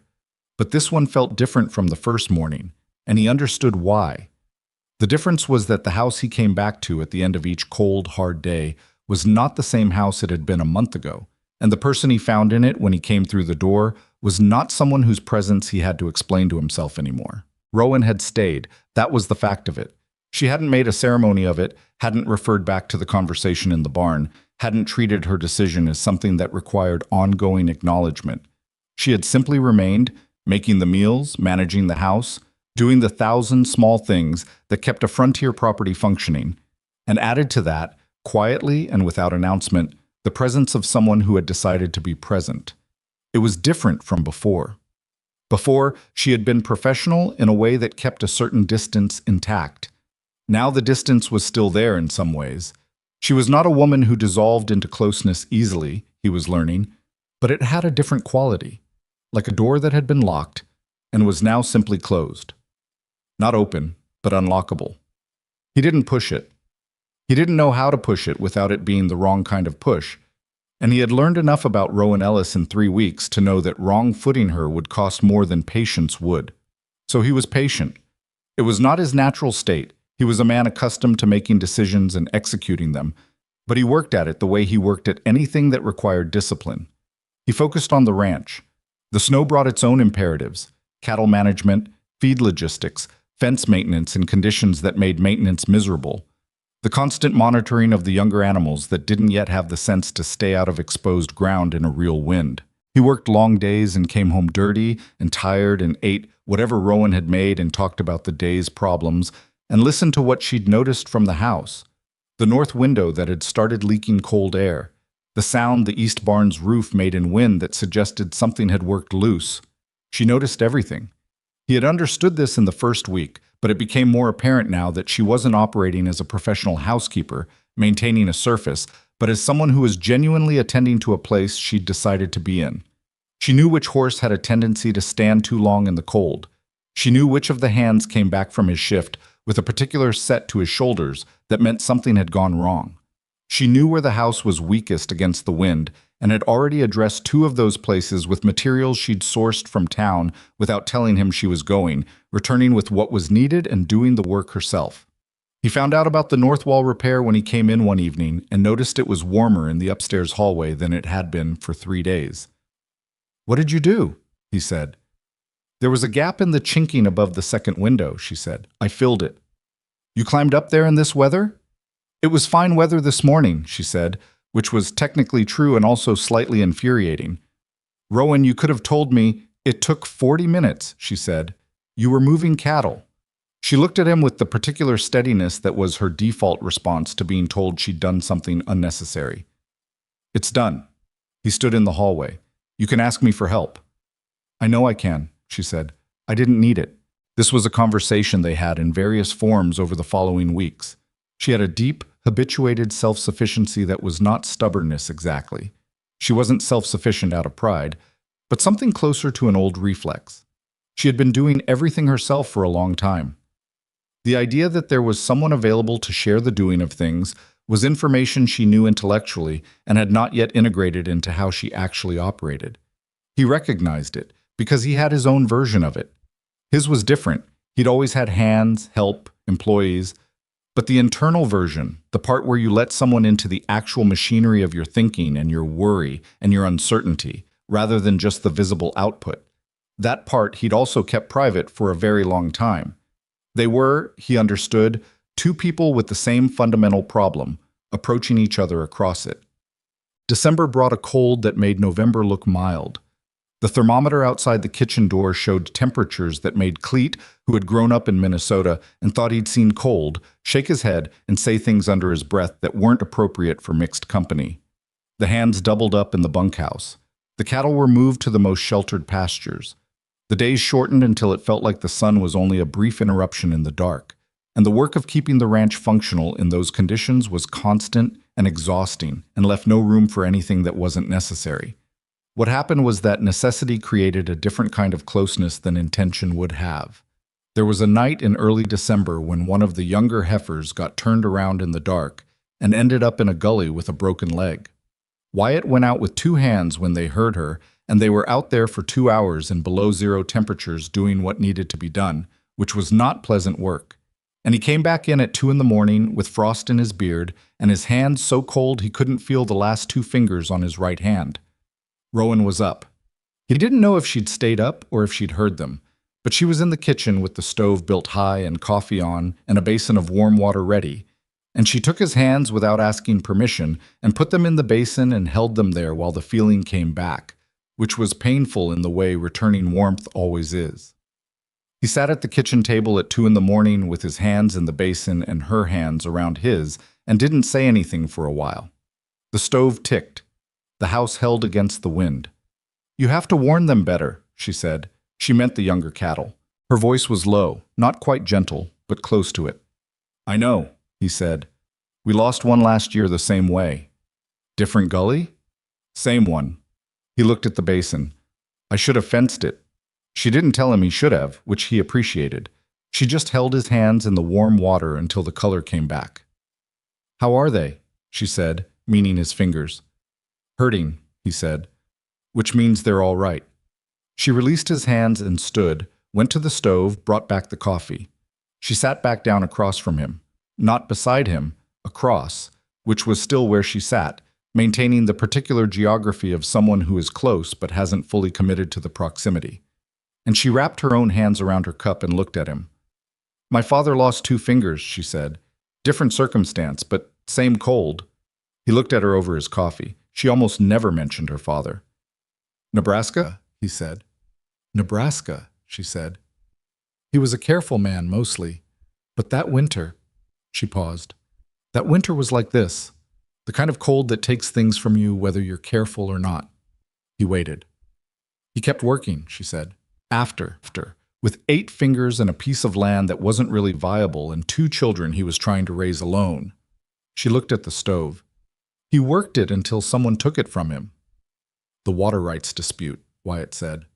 The water rights dispute, she said, which was actually a land dispute, which was actually a man named Carver, with money and a lawyer and documents that my father couldn't read well enough to understand what he was signing.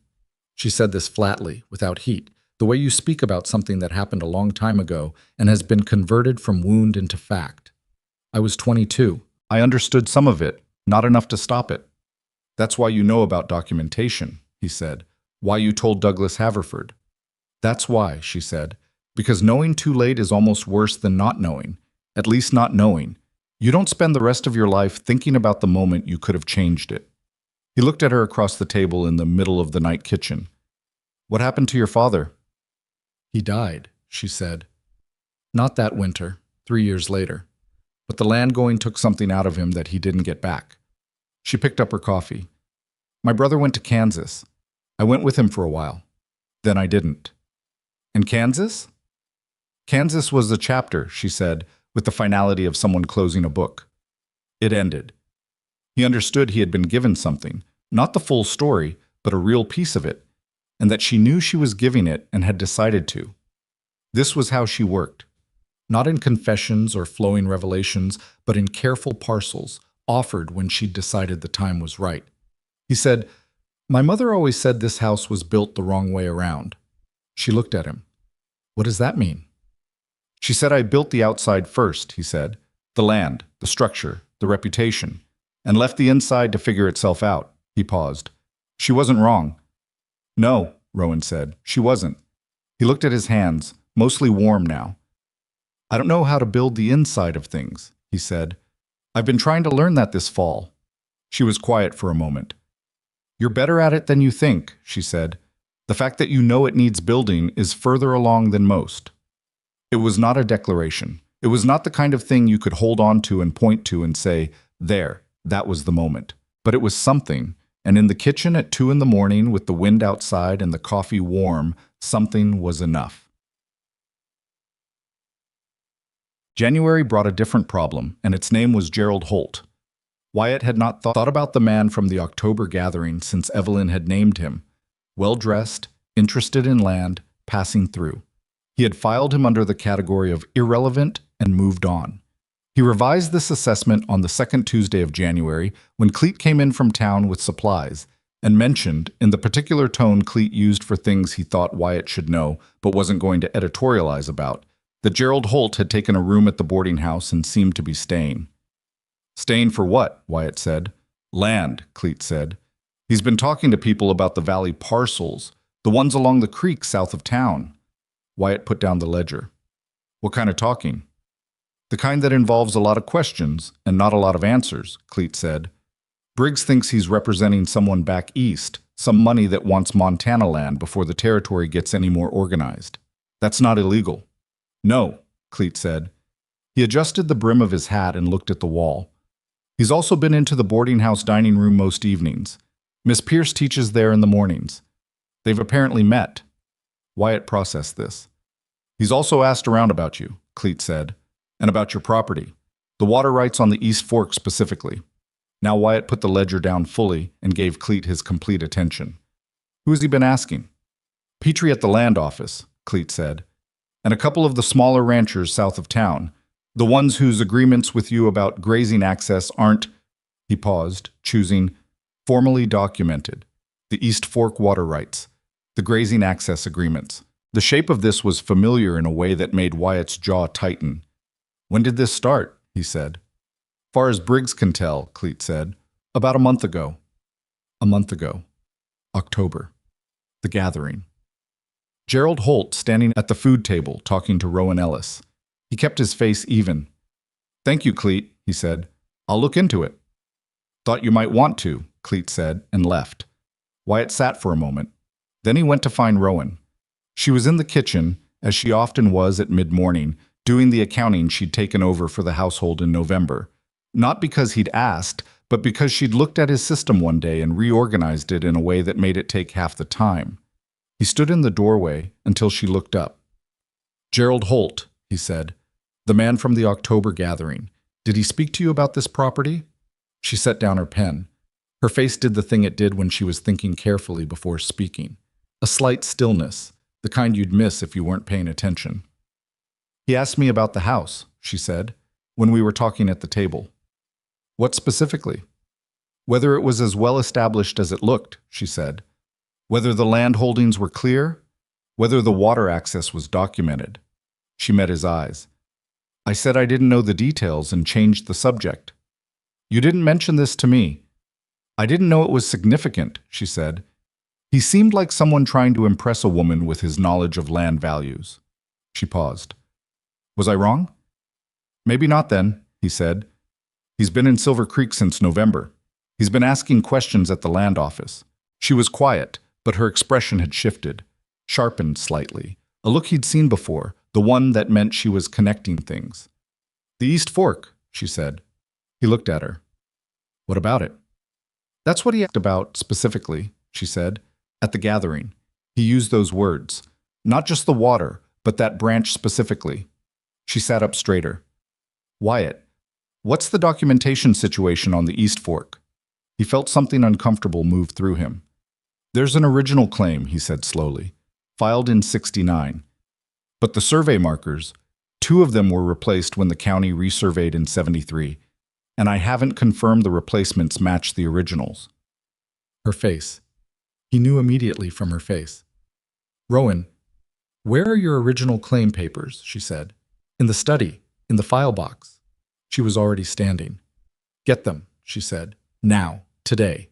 And get the county survey records from '73 and compare every marker listed." She was moving toward the doorway. "If there's a discrepancy, any discrepancy, between what was filed in '69 and what the county recorded in '73, someone with money and a lawyer can use it." He stood very still.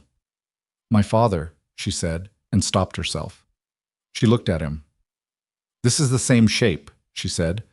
"The questions about documentation, the interest in a specific water source, the timing, coming in quietly before making a move." She held his gaze. "I know this shape." He went and got the papers. Oh, they spent 2 days on it. Rowan and Wyatt at his study desk, with the original claim papers and the county survey ledger he rode to Silver Creek to obtain, not from Petrie at the land office, whose connection to Holt made him cautious, but from the county recorder in the next town who kept duplicates, as recorders were required to do. Rowan went through the documents with a systematic thoroughness that surprised even him. She could read land survey notation, not perfectly, but enough, the way she knew enough about field medicine and horse care and everything else she'd learned by necessity along the way. She compared markers and measurements with a pencil and a piece of paper, checking and rechecking.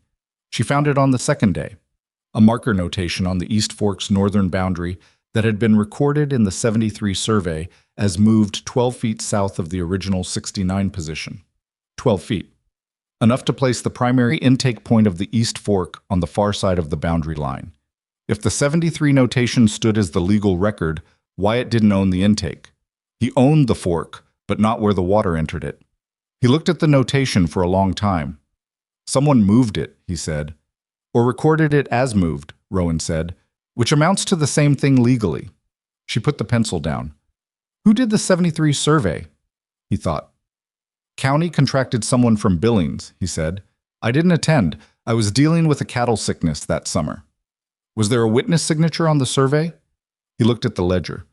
There was a witness signature. The name was not one he recognized. "Wyatt," Rowan said carefully, "has Gerald Holt approached you directly about buying this property? Or the water rights?" "No," he said. "He will," she said. "And when he does, he'll have this, or his client will." She tapped the survey ledger.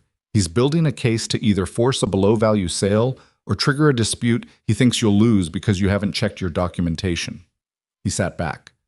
The anger was there, controlled but present.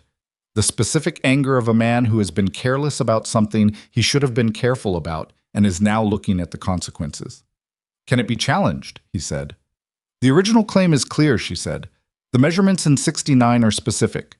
If you can find someone who was present at the '73 survey, anyone who saw where the markers actually were, You have a case that the recording is inaccurate. She looked at him. You need a lawyer, not Petrie, and not anyone Holt has already spoken to. There's a man in Helena, he said. Garrison. I've used him for contracts. Write to him today, she said. Tell him what you found. Tell him you want the 73 survey reviewed and the original claim submitted as the controlling document. She paused. And talk to Douglas Haverford. He's been on this land since before your claim. He may have been present at that survey, or know who was. He looked at her across the desk. She was looking at the papers, already thinking ahead. Rowan, he said. She looked up. Thank you, he said. He meant it in a way that was hard to quantify. Not just for this, for the documents and the systematic thinking and the 2 days of work, but for all of it. For knowing what she knew. For knowing it because her father had lost something and she'd been paying attention ever since. She looked at him for a moment. Don't thank me yet, she said. Thank me when Garrison writes back. I'll thank you now, he said. And again then. She held his gaze for a moment. Then she looked back at the papers. Write the letter, she said. I'll help you with the language. He wrote to Garrison that afternoon. Rowan sat beside him at the desk. Beside him, not across, and they went over the language together, tightening the description of the discrepancy, making the case as clear as possible. This was the first time they had worked at the same desk at the same task, and it was close in a way that was practical, and also not only practical, their heads together over the same paper, her hand occasionally moving to point at a line, his shoulder near hers in the lamplit study on a January afternoon with the snow coming down outside. At one point, he reached for a different paper and his hand passed over hers, and neither of them moved for a moment. Then he took the paper and she returned to reading, and neither of them mentioned it, but the temperature of the room had changed and they both knew it. He sent the letter with his fastest rider that evening. Douglas Haverford came when Wyatt rode out to ask him. He was a man of 60, burned by weather to the consistency of old leather, and he had opinions about everything and expressed them without invitation. He sat at Wyatt's kitchen table with a cup of coffee, Rowan's coffee, which he accepted with the expression of a man surprised to find something this good in a house that used to make terrible coffee, and looked at the survey documents. I was at that survey, he said. Wyatt straightened. Not all of it, Haverford said. I was riding by. I stopped to see what they were doing. He pointed to the marker notation without touching the paper. That marker was not where they wrote it down. The kitchen went very quiet. You're certain, Wyatt said. I'm certain, Haverford said, because I said something at the time. I said that marker was at least 10 feet north of where they were writing it. The surveyor told me I was misremembering and to move along. He looked up. I should have pushed harder. Would you testify to that? Rowan said. Haverford looked at her. He'd been looking at her since he sat down, not rudely, but with the attention of a man calibrating. You the woman who told me about the water rights paperwork, he said, at the Briggs gathering. Yes, she said. He looked at her another moment. To who? He said. A lawyer? A judge? Either, she said. Whoever ends up hearing it. He drank his coffee. He set it down and looked at the ceiling for a count of 5. Yes, he said. I'll testify. He looked at Wyatt. And you should know that Petrie at the land office has been talking to that Holt fellow more than he should. I don't know what they've said, but I know Petrie, and I know what he looks like when someone's put money near him. I'll deal with Petrie separately, Wyatt said. Good, Haverford said. He pushed back from the table. Good coffee, he said to Rowan, as though this was the most important thing to establish. Thank you, she said. You live here now? He said, with the bluntness of a man who doesn't see the point in pretending questions aren't questions. A beat. Yes, she said, not elaborating, not explaining, just yes. Haverford nodded, as though this confirmed something he'd already decided. He put on his coat and hat and said goodbye and went out into the January snow without another word. Garrison's letter came back in 3 weeks. It confirmed what Rowan had found. It also confirmed something they hadn't known. Gerald Holt was not acting alone, but as a representative for a St. Louis investment group that had been quietly acquiring disputed land claims across 3 territories, using the same method: identifying properties with documentation gaps, engineering or exploiting survey discrepancies, then offering a forced sale as a preferable alternative to litigation. 3 ranchers in Wyoming had already sold it below value. 1 had fought it and won. 2 had fought it and lost. Rowan read the letter twice. Wyatt watched her face. "They've done this before," she said. "Apparently for years," he said. She set the letter down. Her hands were steady. Her face was something he'd only seen once before. The night she talked about her father, the thing behind her eyes that was not grief anymore, but had been grief once, and had been converted into something harder and more useful. "Your father," he said, carefully. She didn't look up from the letter. "The man who took his land was named Carver," she said. "Not Holt. Different man." A pause. "Same method." He didn't say anything. "I couldn't stop it then," she said. "I was 22 and I didn't know enough, and I didn't have anyone who knew more." She finally looked up at him. "This is stoppable." "Yes," he said. "It is." They went to Silver Creek the next morning, together, to the office of a local judge, not the county court which fell under Petrie's influence, but a territorial judge who had ridden circuit through Silver Creek for a decade and had a reputation for thoroughness. They brought Garrison's letter, the original claim, the 73 survey with the discrepancy annotated, and Douglas Haverford's written statement. The judge read everything. He asked questions. He was direct and unsentimental, in the way of people who have spent their careers finding out what is actually true. He issued a formal notice that day, a stay on any transfer or dispute proceeding regarding the Ashford East Fork water rights, pending a full review of the 73 survey. He also sent a formal inquiry to the county recorder's office, which had the immediate effect of making Petrie very pale when he heard about it. Gerald Holt left Silver Creek 2 weeks later. He left quietly, without announcement, the way people leave when a plan has stopped working. The evening after the judge's notice was issued, Wyatt and Rowan drove back to the ranch in the late afternoon dark. January dark came early and completely in Montana, and the cold was serious, and the sky was clear above it in the way that meant the temperature would drop further before morning. He had expected to feel relief. He did feel relief. But there was something else alongside it, something that had to do with Rowan sitting beside him on the wagon seat rather than in the back, had to do with the 2 weeks they'd spent at the same desk working on the same problem, had to do with the fact that she had brought to this situation knowledge she carried because of loss, and that the loss had, in this case, become something that mattered. He said, "You know what you did?" "Spotted a problem and helped address it," she said. "That's one way to say it," he said. "Another way is that you protected something that—" He paused. "Something that's yours too, if you want it to be." She was quiet for a moment. The horses moved through the dark. "Wyatt," she said. "I'm not pressuring you," he said immediately. "That's not what I mean." "I know it's not," she said. "Let me finish." A beat. "I have been in this house since October. I have been—" She stopped, tried again. "I haven't wanted to be somewhere this specifically since I was a girl." She looked at the horses' ears, the dark road, the stars coming out over the mountains. "That scares me. Because the things I've specifically wanted have a history of being taken." "I know," he said. "I don't know how to trust that this is different," she said. "I'm trying to learn it, but I'm learning it slowly." "I'm not in a hurry," he said. She turned to look at him. In the dark, with the cold around them and the stars overhead, her face was clear in the way faces are when they've stopped managing themselves. "Yes, you are," she said, and there was something in it that was almost a smile. "You're just being patient about it." He almost laughed. "That's true," he said. She looked at the road again. "I notice," she said. "I notice how patient you are. I notice that you don't push and that you don't—" She paused. "You don't make me feel like I owe you something for staying. Some men would do that." "Some men," he said. "You don't," she said. "I notice." He drove for a moment in the dark. "For what it's worth," he said, "noticing goes both ways." She was quiet. "You fixed the north wall without telling me," he said. "You reorganized the household accounts. You found a discrepancy in a survey document and knew exactly what it meant and what to do about it. You protected something that—" He stopped. "I want you to understand that I see all of that, not as a housekeeper doing her job, as a person doing what she does." A long pause.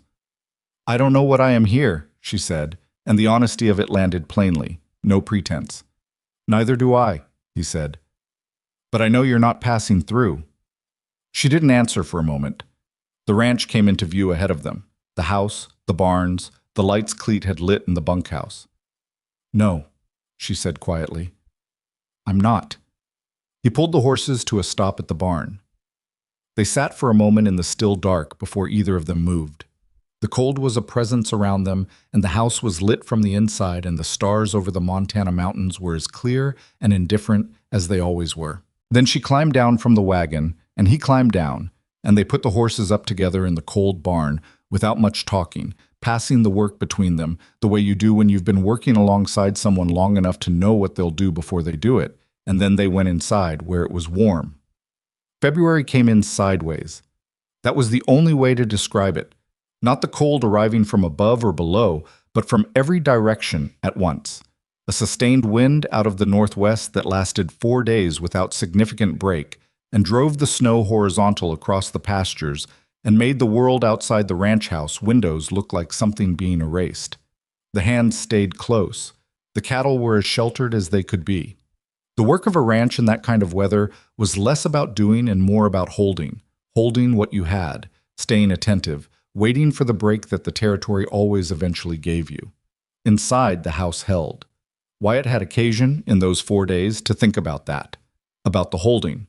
He had built this house in 1866 with materials brought up from Billings at considerable expense, and it was a well-built house, structurally sound in the way that things built with money and care tend to be. But there was a difference, he had come to understand, between a house that holds against weather and a house that holds something worth keeping. The first was architecture. The second was something else entirely. He was in his study on the second day of the wind, going through the final correspondence from Garrison in Helena, when Rowan appeared in the doorway with 2 cups of coffee and the particular expression she wore when she had something to say and was deciding how to say it. She set a cup on the corner of his desk.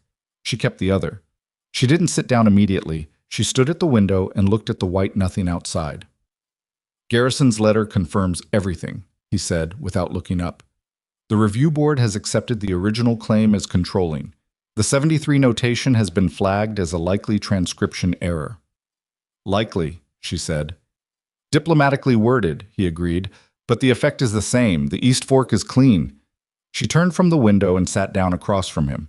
Not in the visitor's chair where she'd have sat 3 months ago, maintaining the professional distance she'd originally kept, but in the armchair beside the window, the one he'd stopped thinking of as a visitor's chair and started thinking of simply as hers. Petrie, she said. Resigned from the land office last week, he said. He didn't wait to be asked. She nodded. Not satisfied exactly. Satisfaction would have implied she'd expected better from Petrie, and she hadn't. What about the other ranchers, she said. The ones in Wyoming who already sold. He looked at his coffee. Garrison says their situations are more complicated. The sales were completed under signed agreements. Reversing them would require proving fraud specifically, not just documentation inconsistency. He paused. He's looking into it, but I don't want to promise you something I can't guarantee. She looked at her coffee. The wind pushed against the house and the house held. My father's land is gone, she said. It's been gone for 10 years. Someone else built on it, and the law says that's how it is. She said this without bitterness. Not without feeling, but without bitterness, which was a distinction that had taken her a long time to reach, and that he understood was not given, but earned. I know it can't always be fixed. No, he said. It can't. But sometimes it can, she said. And the times it can, someone has to know enough to try. She met his eyes. That's why I told Haverford about his paperwork in October. Not because I was certain it would matter, because not saying anything guarantees it won't. He looked at her in the gray winter light. This woman who had come to his door with a cast-iron skillet and a refusal to give unnecessary information, who had turned his cold mansion into a place where people lived, who had read a land survey and recognized the shape of something that had destroyed her family and had known exactly what to do about it. He had thought, in September, that he was hiring someone to make his house presentable. He understood now that what had walked through his door was something the frontier produced rarely, and the world in general produced rarely. A person whose losses had made her not smaller but more capable, whose past was carried not as weight but as knowledge, and who had the particular difficult quality of knowing what she was worth without needing anyone to confirm it. He said, I want to ask you something. She looked at him steadily. All right. Not today, he said. I want to wait until the weather breaks. I want to ask you properly. But I want you to know I'm going to ask. She was quiet for a moment. The wind, the house, the gray light. You're telling me so I have time to think, she said. Yes. A long pause. She looked at the window. I've been thinking since October, she said. I know, he said. I know you have. She looked back at him. What was in her face was not simple. It was never simple with Rowan. Nothing settled at the surface when there was something real underneath. But it was clear, clearer than he'd seen it. Ask me when the weather breaks, she said. He nodded. That was enough. The weather broke on a Thursday. Not dramatically. The wind simply stopped sometime in the night, and by morning the world was still and the sky was the clean, washed blue that comes after a sustained storm, and the snow lay deep and undisturbed over everything, and the mountains to the west were white all the way to their bases, and the air was cold and clear and perfectly silent. He did not ask her at breakfast, because Cleet came in with the damage report, and there were 3 hours of work ahead of them to assess what the 4 days of wind had cost. He did not ask her at midday because she was dealing with a situation in the kitchen that involved a jar of preserved fruit she'd been monitoring and a question about the root cellar temperature. He did not ask her in the afternoon because Derry came to the house with a cut on his forearm from a broken fence rail, and Rowan dealt with it the way she dealt with everything medical, efficiently and without drama. And by the time that was done, the light was going. He found her after supper. She was in the back hallway putting on her coat. I was going to check the kitchen garden, she said. See what the wind did to the frames. I'll come, he said. She looked at him. She knew. He could see that she knew. All right, she said. They went out into the late blue evening, the snow crunching under their boots, the air still and cold and carrying the smell of pine from the north tree line. The kitchen garden was off the east side of the house, the small beds Rowan had claimed and cultivated since October, covered now with frames and straw against the winter, most of which had held. She checked the frames without hurrying, pressing each one, clearing snow where it had drifted against the edges. He helped without being asked, which was how they'd learned to do things together. Not dividing labor formally, but reading what was needed and moving toward it. When she'd checked the last frame, she stood up and looked at the garden for a moment. 3 of the frames on the north side need repairing, she said. Nothing lost underneath. Good, he said. She stood. He stood. The stars were coming out overhead. He said, Rowan Ellis. She turned to look at him. I know what you came here as, he said. And I know that what you are is not what I hired, and not what you were planning to be, and not anything either of us expected. He stopped, because he had planned something better than this, something better organized, and it was going the way real things go, imperfectly, with the wrong words in the wrong order. I know you've been alone a long time. I know what you lost and what it cost you. I know you didn't stop anywhere because stopping meant feeling how tired you were, and I know this place asked you to stop and you were afraid of what that meant. She was very still. I'm not asking you to stop being who you are, he said. I'm not asking you to fold yourself into something smaller so it fits a shape you didn't choose. I'm asking you to... He paused. I'm asking you to let this be yours. The house, the garden, the East Fork, and the land, and whatever we build here. He looked at her in the starlight. And me, if you'll have me, as your husband. Not because you need one, and not because I need someone to run my house. Because you are the most... He stopped again, because the word he reached for was inadequate, and he used it anyway. Because you are the most real person I have ever known, and I don't want to know what this place feels like without you in it. The garden was quiet. The cold was quiet. Somewhere across the north pasture, an owl called once and then didn't call again. Rowan looked at him for a long time. He let himself be looked at, which he had learned was what she needed. Not to be persuaded or reassured, but to be seen, to see, to take the honest measure of things before she committed to them. You know I'll fix things without telling you, she said. I know, he said, and I'll tell you when you're wrong. I'm counting on it, he said, and I'm not going to be... She paused. I'm not a soft person, Wyatt. I don't know how to be soft. People who've lived the way I've lived... She stopped. I don't want soft, he said. I want you." She looked at him. Something in her face shifted. Not broke, not collapsed, but shifted. The way things shift when they've been held rigid a long time and are given permission to find their actual position. "Yes," she said. One word, flat, plain, no decoration on it. He exhaled. "Yes," she said again quietly, as if she was hearing it herself for the first time. "All right, yes." He didn't reach for her immediately. He understood that even yes needed a moment to settle. And then she stepped toward him, which was itself an answer of a different kind, and he put his arms around her in the cold garden with the stars overhead and the Montana winter all around them. And she stood still for a moment, and then her arms went around him too. And they stood like that in the dark for a while. Two people who had taken the long way to this moment and were not inclined to rush past it. They told Cleet the next morning. His response was to look at his hat, turn it once in his hands, and say, "About time," with the tone of a man who has been waiting 11 months for something that took 11 weeks. Wyatt told him it had been 3.5 months. "That's what I said," Cleet said, and went to tell the hands. There was, in the bunkhouse, apparently something that had been riding on the outcome. Wyatt learned this when 3 of the hands came to congratulate him with a slightly too satisfied energy that suggested a settled wager. He did not ask about the specifics. They wrote to Evelyn the same day. The letter was Rowan's idea. Not a joint letter, but separate ones. Wyatt writing his and Rowan writing hers. Rowan sat at the kitchen table with paper and pen and wrote without asking for help. And when she was done, she sealed it without showing him the contents, which he understood was correct. Some things between women are their own. Evelyn's response arrived within the week. She had apparently ridden to town to send it the same day she received their letters, because the timing was faster than ordinary mail warranted. Wyatt read his over twice. It was warm and direct in Evelyn's way. No performance, no pretense. She said she was glad. She said it without qualification.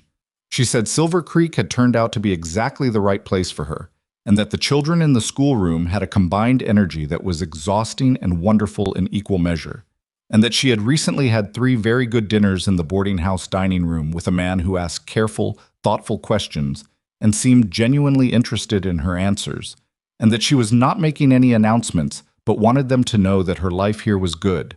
He folded the letter and set it down on the kitchen table. "She's all right," he said. "I know," Rowan said. She was reading her own letter and she was smiling. Not the almost smile he'd gotten used to watching for, but an actual smile, full and unguarded. It was a remarkable thing to see. "What does she say?" he said. Rowan looked up. "She says I'd better make sure the wedding has good food," she said, "because she's been eating at the boarding house for 3 months and she's developing opinions." He laughed. He laughed genuinely, the way you do when something is simply funny and you're not managing yourself about it. And Rowan folded her letter and smiled at him across the kitchen table. And it was an ordinary moment in every way except that it was not ordinary at all. They were married in April. The ground had been soft for 2 weeks by then, the frost gone from the topsoil, the first green pushing up through the south pastures, and the territory had shed its winter the way it always did. All at once, as if it had simply decided to be done with it. The mountains still carried snow on their upper halves, but the lower slopes were brown and new green and the creek ran high with melt. The wedding was at the Briggs place. Not because it was the most convenient location, but because Marta Briggs had, without explicitly asking, structured the entire social infrastructure of the event in a way that made any other location impractical. And because the Briggs yard had 40 feet of flat ground that Marta had known, apparently since January, would be needed for tables. People came from across the territory. This was the thing about frontier communities. The distances that kept people apart during the ordinary weeks made the occasions when they came together feel genuinely significant. Ranching families. Wyatt had known for a decade. Families Rowan had come to know through the winter, through Marta's network, through Douglas Haverford, who arrived with his wife and 3 grown sons, and all 4 of them separately told Rowan she had done good work on the survey dispute. Evelyn was there.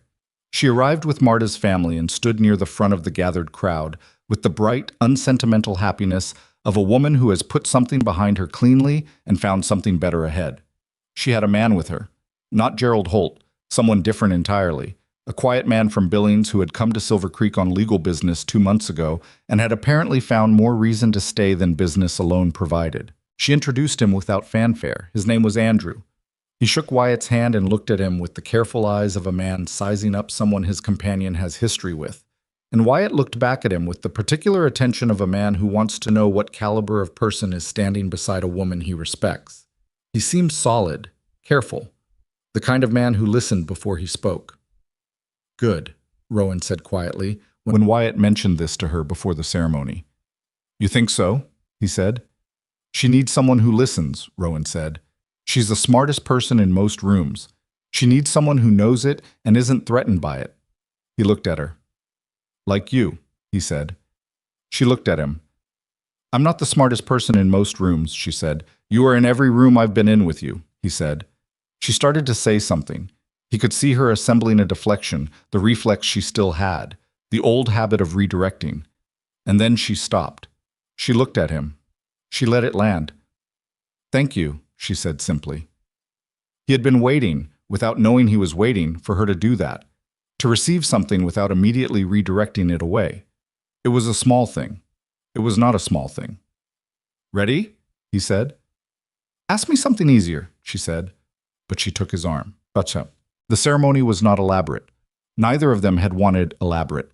A judge, the same territorial judge who had issued the stay on the water rights dispute, who had, Marta Briggs informed everyone in earshot, specifically asked to be invited and rearranged his circuit to accommodate it, spoke the necessary words in the April afternoon with the mountains visible above the crowd and the smell of the greening territory in the air. Rowan wore a dress she had made herself, which was typical of her. She had been offered assistance, had accepted enough to be gracious about it, and had done the rest herself. It was a deep blue-green, the color of the creek in October, and it suited her in the way things suited her that she'd chosen for practical and personal reasons rather than display. She did not cry. He had not expected her to.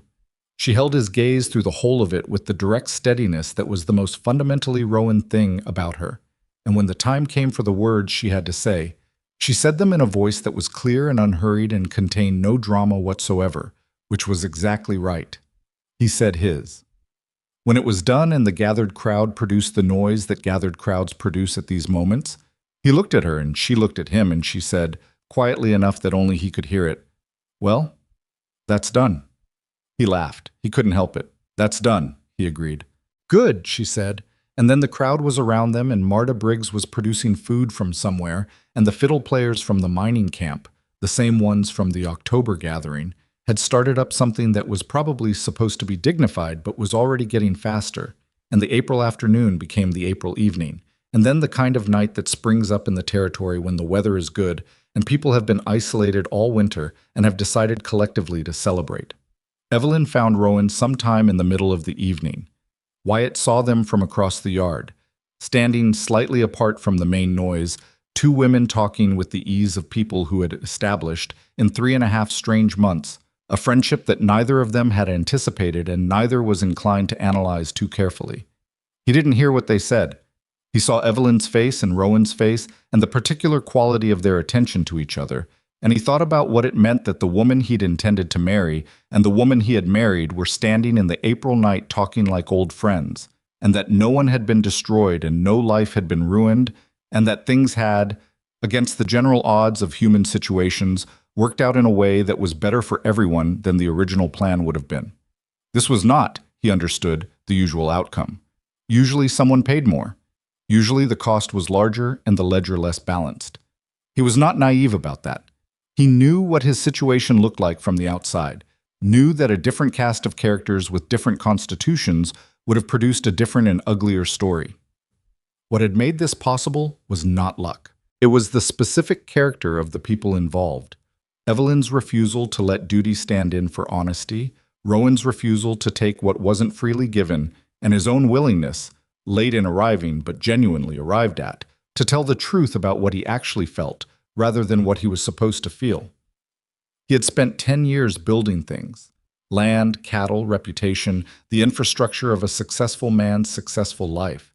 He had been good at it. He did not regret any of it.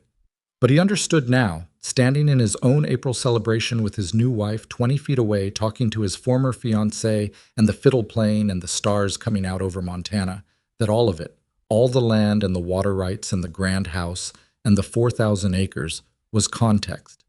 It was the container. What you put in it was the thing that actually mattered. He had been 41 years old and living in an empty container. He was 41 years old and 3.5 months, and the container was full.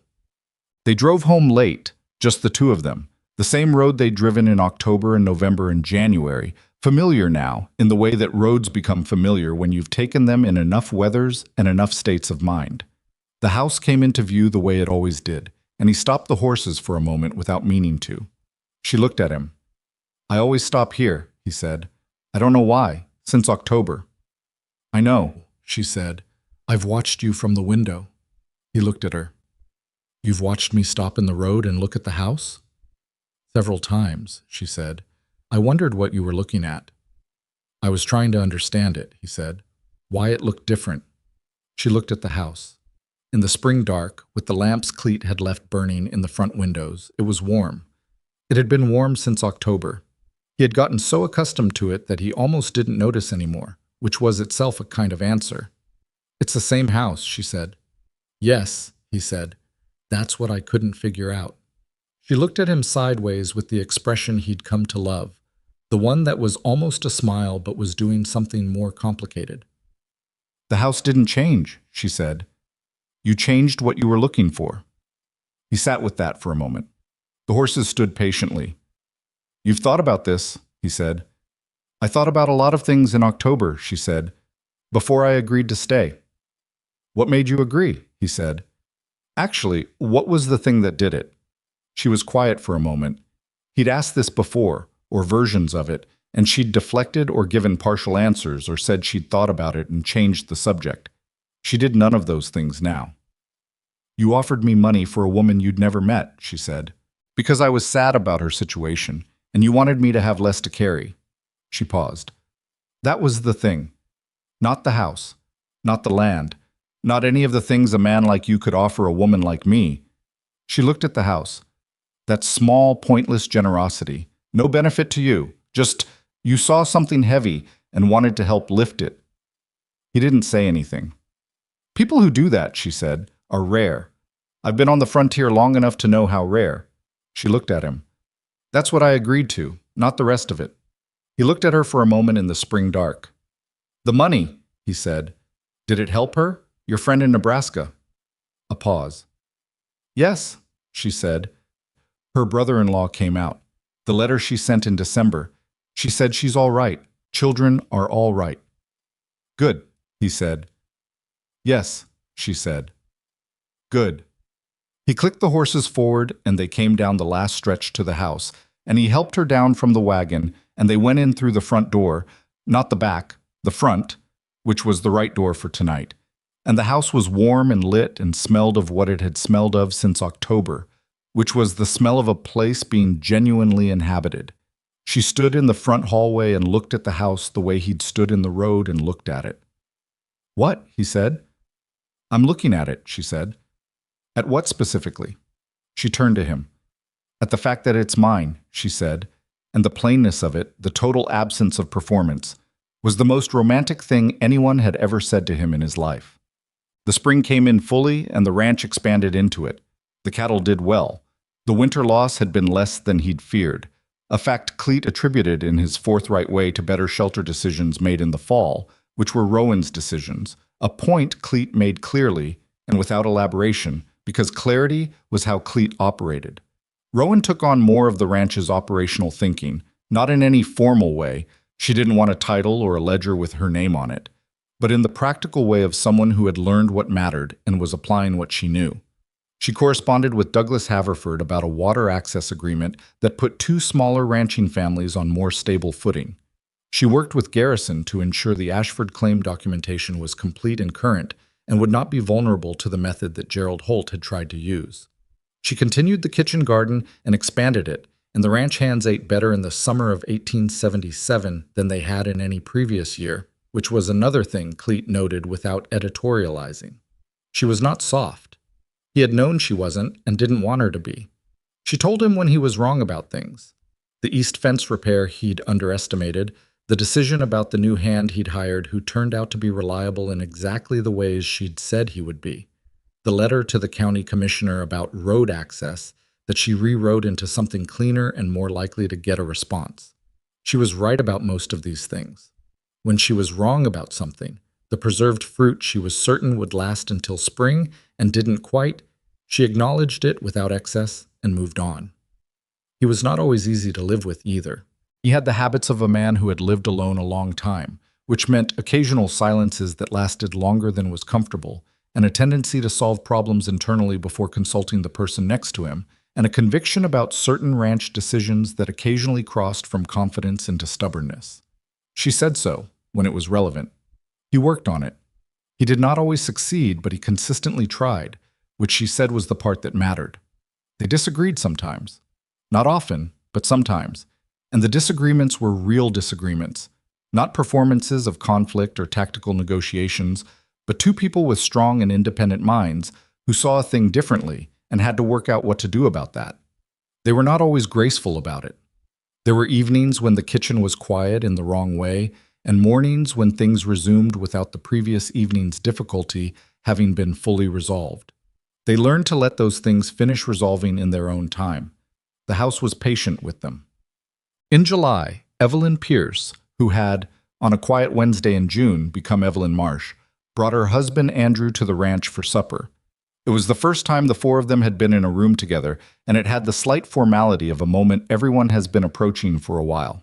Andrew turned out, on closer inspection, to be a man of genuine substance, a lawyer by training, practicing in Billings and increasingly in Silver Creek, with the kind of legal mind that was genuinely useful on the frontier and the disposition of someone who had learned that listening was more valuable than most of what came out of his own mouth. He asked Rowan, at dinner, about the survey dispute. He had heard about it, in the way that legal matters circulate among lawyers in a territory, and he wanted to understand the sequence of it. She explained it to him with the same systematic clarity she'd brought to the original documents, and he listened with the focused attention of someone who was not being polite but was genuinely interested, and he asked 3 questions that were good questions. "You read land survey notation," he said. "Some of it," she said. "Enough." "Who taught you?" "Necessity," she said. He nodded slowly. "There are 3 other families in this county," he said, "with the same documentation problem, different survey, same type of discrepancy. I've been trying to get them to understand what they're looking at, and they don't have the frame of reference." He paused. "Would you be willing to look at the documents?" Rowan looked at him, then at Evelyn, who was watching with the expression of someone who had arranged nothing and was pleased that it was happening anyway. "Bring them to me," Rowan said. Andrew brought them the following week. She went through them in 2 days, annotated the discrepancies in language that a non-lawyer could understand, and gave them back with a written summary that Garrison and Helena later told Wyatt was more practically useful than most of what the Territorial Land Office produced. 2 of the 3 families got their claims corrected. The third was more complicated. The survey had been witnessed by 3 parties, and the paperwork would require a challenge, Garrison said could take a year. But at least they knew what they were dealing with, which was, as Rowan had said in October standing at Haverford's fence, the difference between not knowing and knowing too late. Wyatt watched all of this from the middle distance of his own life. He was not a man given to long philosophical reflection. He was too practical for that, too accustomed to thinking in terms of things that needed doing. But there were moments that summer when he sat on the porch in the evening and looked at the territory spreading out in front of him, and understood things that he hadn't had the frame of reference to understand before. A man could build a very large thing and live in it very alone. He had done this.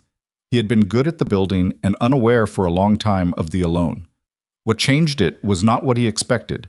He had thought, in the abstract, in the vague, unexamined way that people think about things they're not ready to think about directly, that what he needed was the right arrangement, the right woman in the right role, the right domestic structure to complement the professional structure he'd already built. He had been wrong about that, not in the obvious, cynical way. He had not been wrong that he needed someone, that the house was incomplete, but about the nature of the completing. Rowan Ellis had not completed his house by filling a role in it. She had completed it by being entirely, inconveniently, specifically herself in it, with her cast iron skillet and her unasked for fence repairs, and her Nebraska history, and her field medicine, and her ability to read a land survey, and her refusal to make promises. She wasn't sure she could keep in her way of standing in a kitchen window in the early morning that he still sometimes caught and still sometimes stopped to look at. You couldn't plan for that. You couldn't hire for it or arrange for it or build toward it with money or land. It arrived the way the important things arrived, sideways, unexpected, through a door you'd left open without knowing you were hoping for something to come through it. He had built an empire and called it a life. A woman had arrived with 3 days' notice and a covered wagon, and she had shown him, by example and presence and the specific quality of her attention, what a life actually was. The frontier did not produce easy people. The frontier produced people who had been tested until they found out what they were made of. And the ones who stayed were the ones who'd found out they were made of something worth keeping. He was one of those people. He had known that about himself for a long time. He had not known, until October, that he had been waiting for another one. The sun went down behind the western mountains, and the ranch settled into the evening, and the house behind him was warm and lit and full of the sounds of a life being genuinely lived.